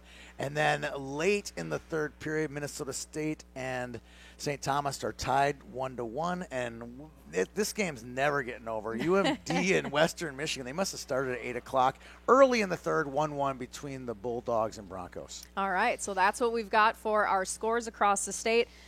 This is our grand finale of Friday Night Ice, Tony. We have covered 5 games. We have traveled all the way up to Duluth. We have covered some top 10 matchups between teams in the state, some of the best rivalries you're going to find in high school hockey. What are some of your final thoughts as we wrap up Friday Night Ice for this season? Well, I learned a lot. I learned when there's bands in the building, the place gets electric. Yeah. I learned how to do this better next year, and I thought we were great this year. It's going to be even better next year. I think some of the matchups we have already tabbed for next year and some of the announcements we're going to make for next year is very exciting. We will go north again next year. I promise you. It's going to be an awesome game up north. We have a girls game next year, and we have a big Lake Conference game kind of tabbed for next year as well. So we're already kind of, moving the marionettes a little bit. I think it's really exciting for this being the state of hockey to really put that spotlight during the regular season, to have us come in and, have a pregame intermission show, postgame, to have on-ice interviews, to have the bands be a part of the story of the game. It's something that's been really special. And what makes me excited about this is we're changing the face of high school hockey with these games, meaning, hey, that's another special thing. We got done with Hockey Day Minnesota, and 3 high school teams got to play on the statewide stage. We're putting kids on a statewide stage. And I think the difference, what I think is unique that we're learning, is Friday night is not a typical high school hockey night, and we're going to make it into a high school hockey night, and it's been a lot of fun. It's very cool. It has been a lot of fun. I have enjoyed every minute of it. So I thank you for trusting me in this seat next to you. Awesome, Allie. You're awesome. You're a pro. My job for you was make me look good, and I think you did okay. We're a pretty dynamic duo. I think we did all right. I do too. That is it for your grand finale of Friday Night Ice. We thank the schools here tonight. We thank our sponsors and the entire crew that went into all the efforts throughout this entire season. For Tony Scott. Wait, one more thank you. Oh, yeah, please thank get you in to there. the crew. I did thank Justin the crew. Moss I did. and Greg go with Tinty names. and Yes. Peter Odney and all the crew. Brad and Robin down in the box for putting on a great show. I can't thank everybody here enough for putting together a great show. And there's more tonight. than that. I mean, it's a huge crew that goes into this production. This is not just the couple of faces you see or voices you hear behind the mic. Yep. This is a full-fledged effort, and I'm proud to be a part of it. It's been really fun. So we hope to see you again next year, and we thank you for tuning in every episode of Friday Night Ice. We'll see you next year. Sophie Whelan was a musician, a 3-sport athlete, and a great student who was involved on the student council. In July of 2021, at age 14, Sophie took her own life. Like many teens, her parents and those closest to Sophie had no idea. Shortly after Sophie passed, her family and friends launched Sophie Squad to help more young people with their mental health. One of those closest to Sophie is UMD hockey star Gabby Hughes. Know that people want to listen. People want to support you. The people around you are in your life for a reason because they love you and they care about you. So being able to know that can be hard, but really engrave that in your mind and know that people do want to listen. Even if you are afraid to talk, there's always somebody there. In 2 years, Sophie Squad has served over 3,000 students, raised $270,000, and donated $50,000 to the Children's Hospital for a new inpatient mental health center. Her personality was very bubbly. She was smiley, and she always did everything for the people around her. I think a force for good is kind of just what it sounds like. We wake up every day, go to work, try to do the best we can, but also have in the back of our head that we're going to help people and try to make a difference in people's lives.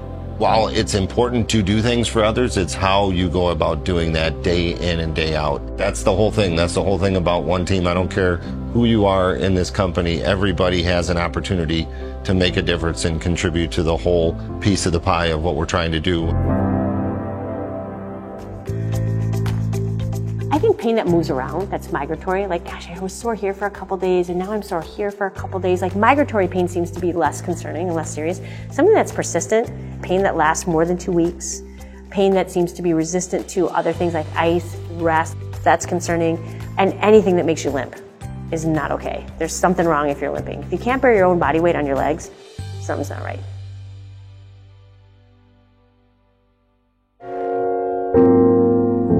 Jack's Cafe has been extending warm hospitality with a focus on great food for almost 100 years. Located in historic Northeast Minneapolis, Jack's has been a great venue for hockey banquets, corporate parties, weddings, and groom's dinners.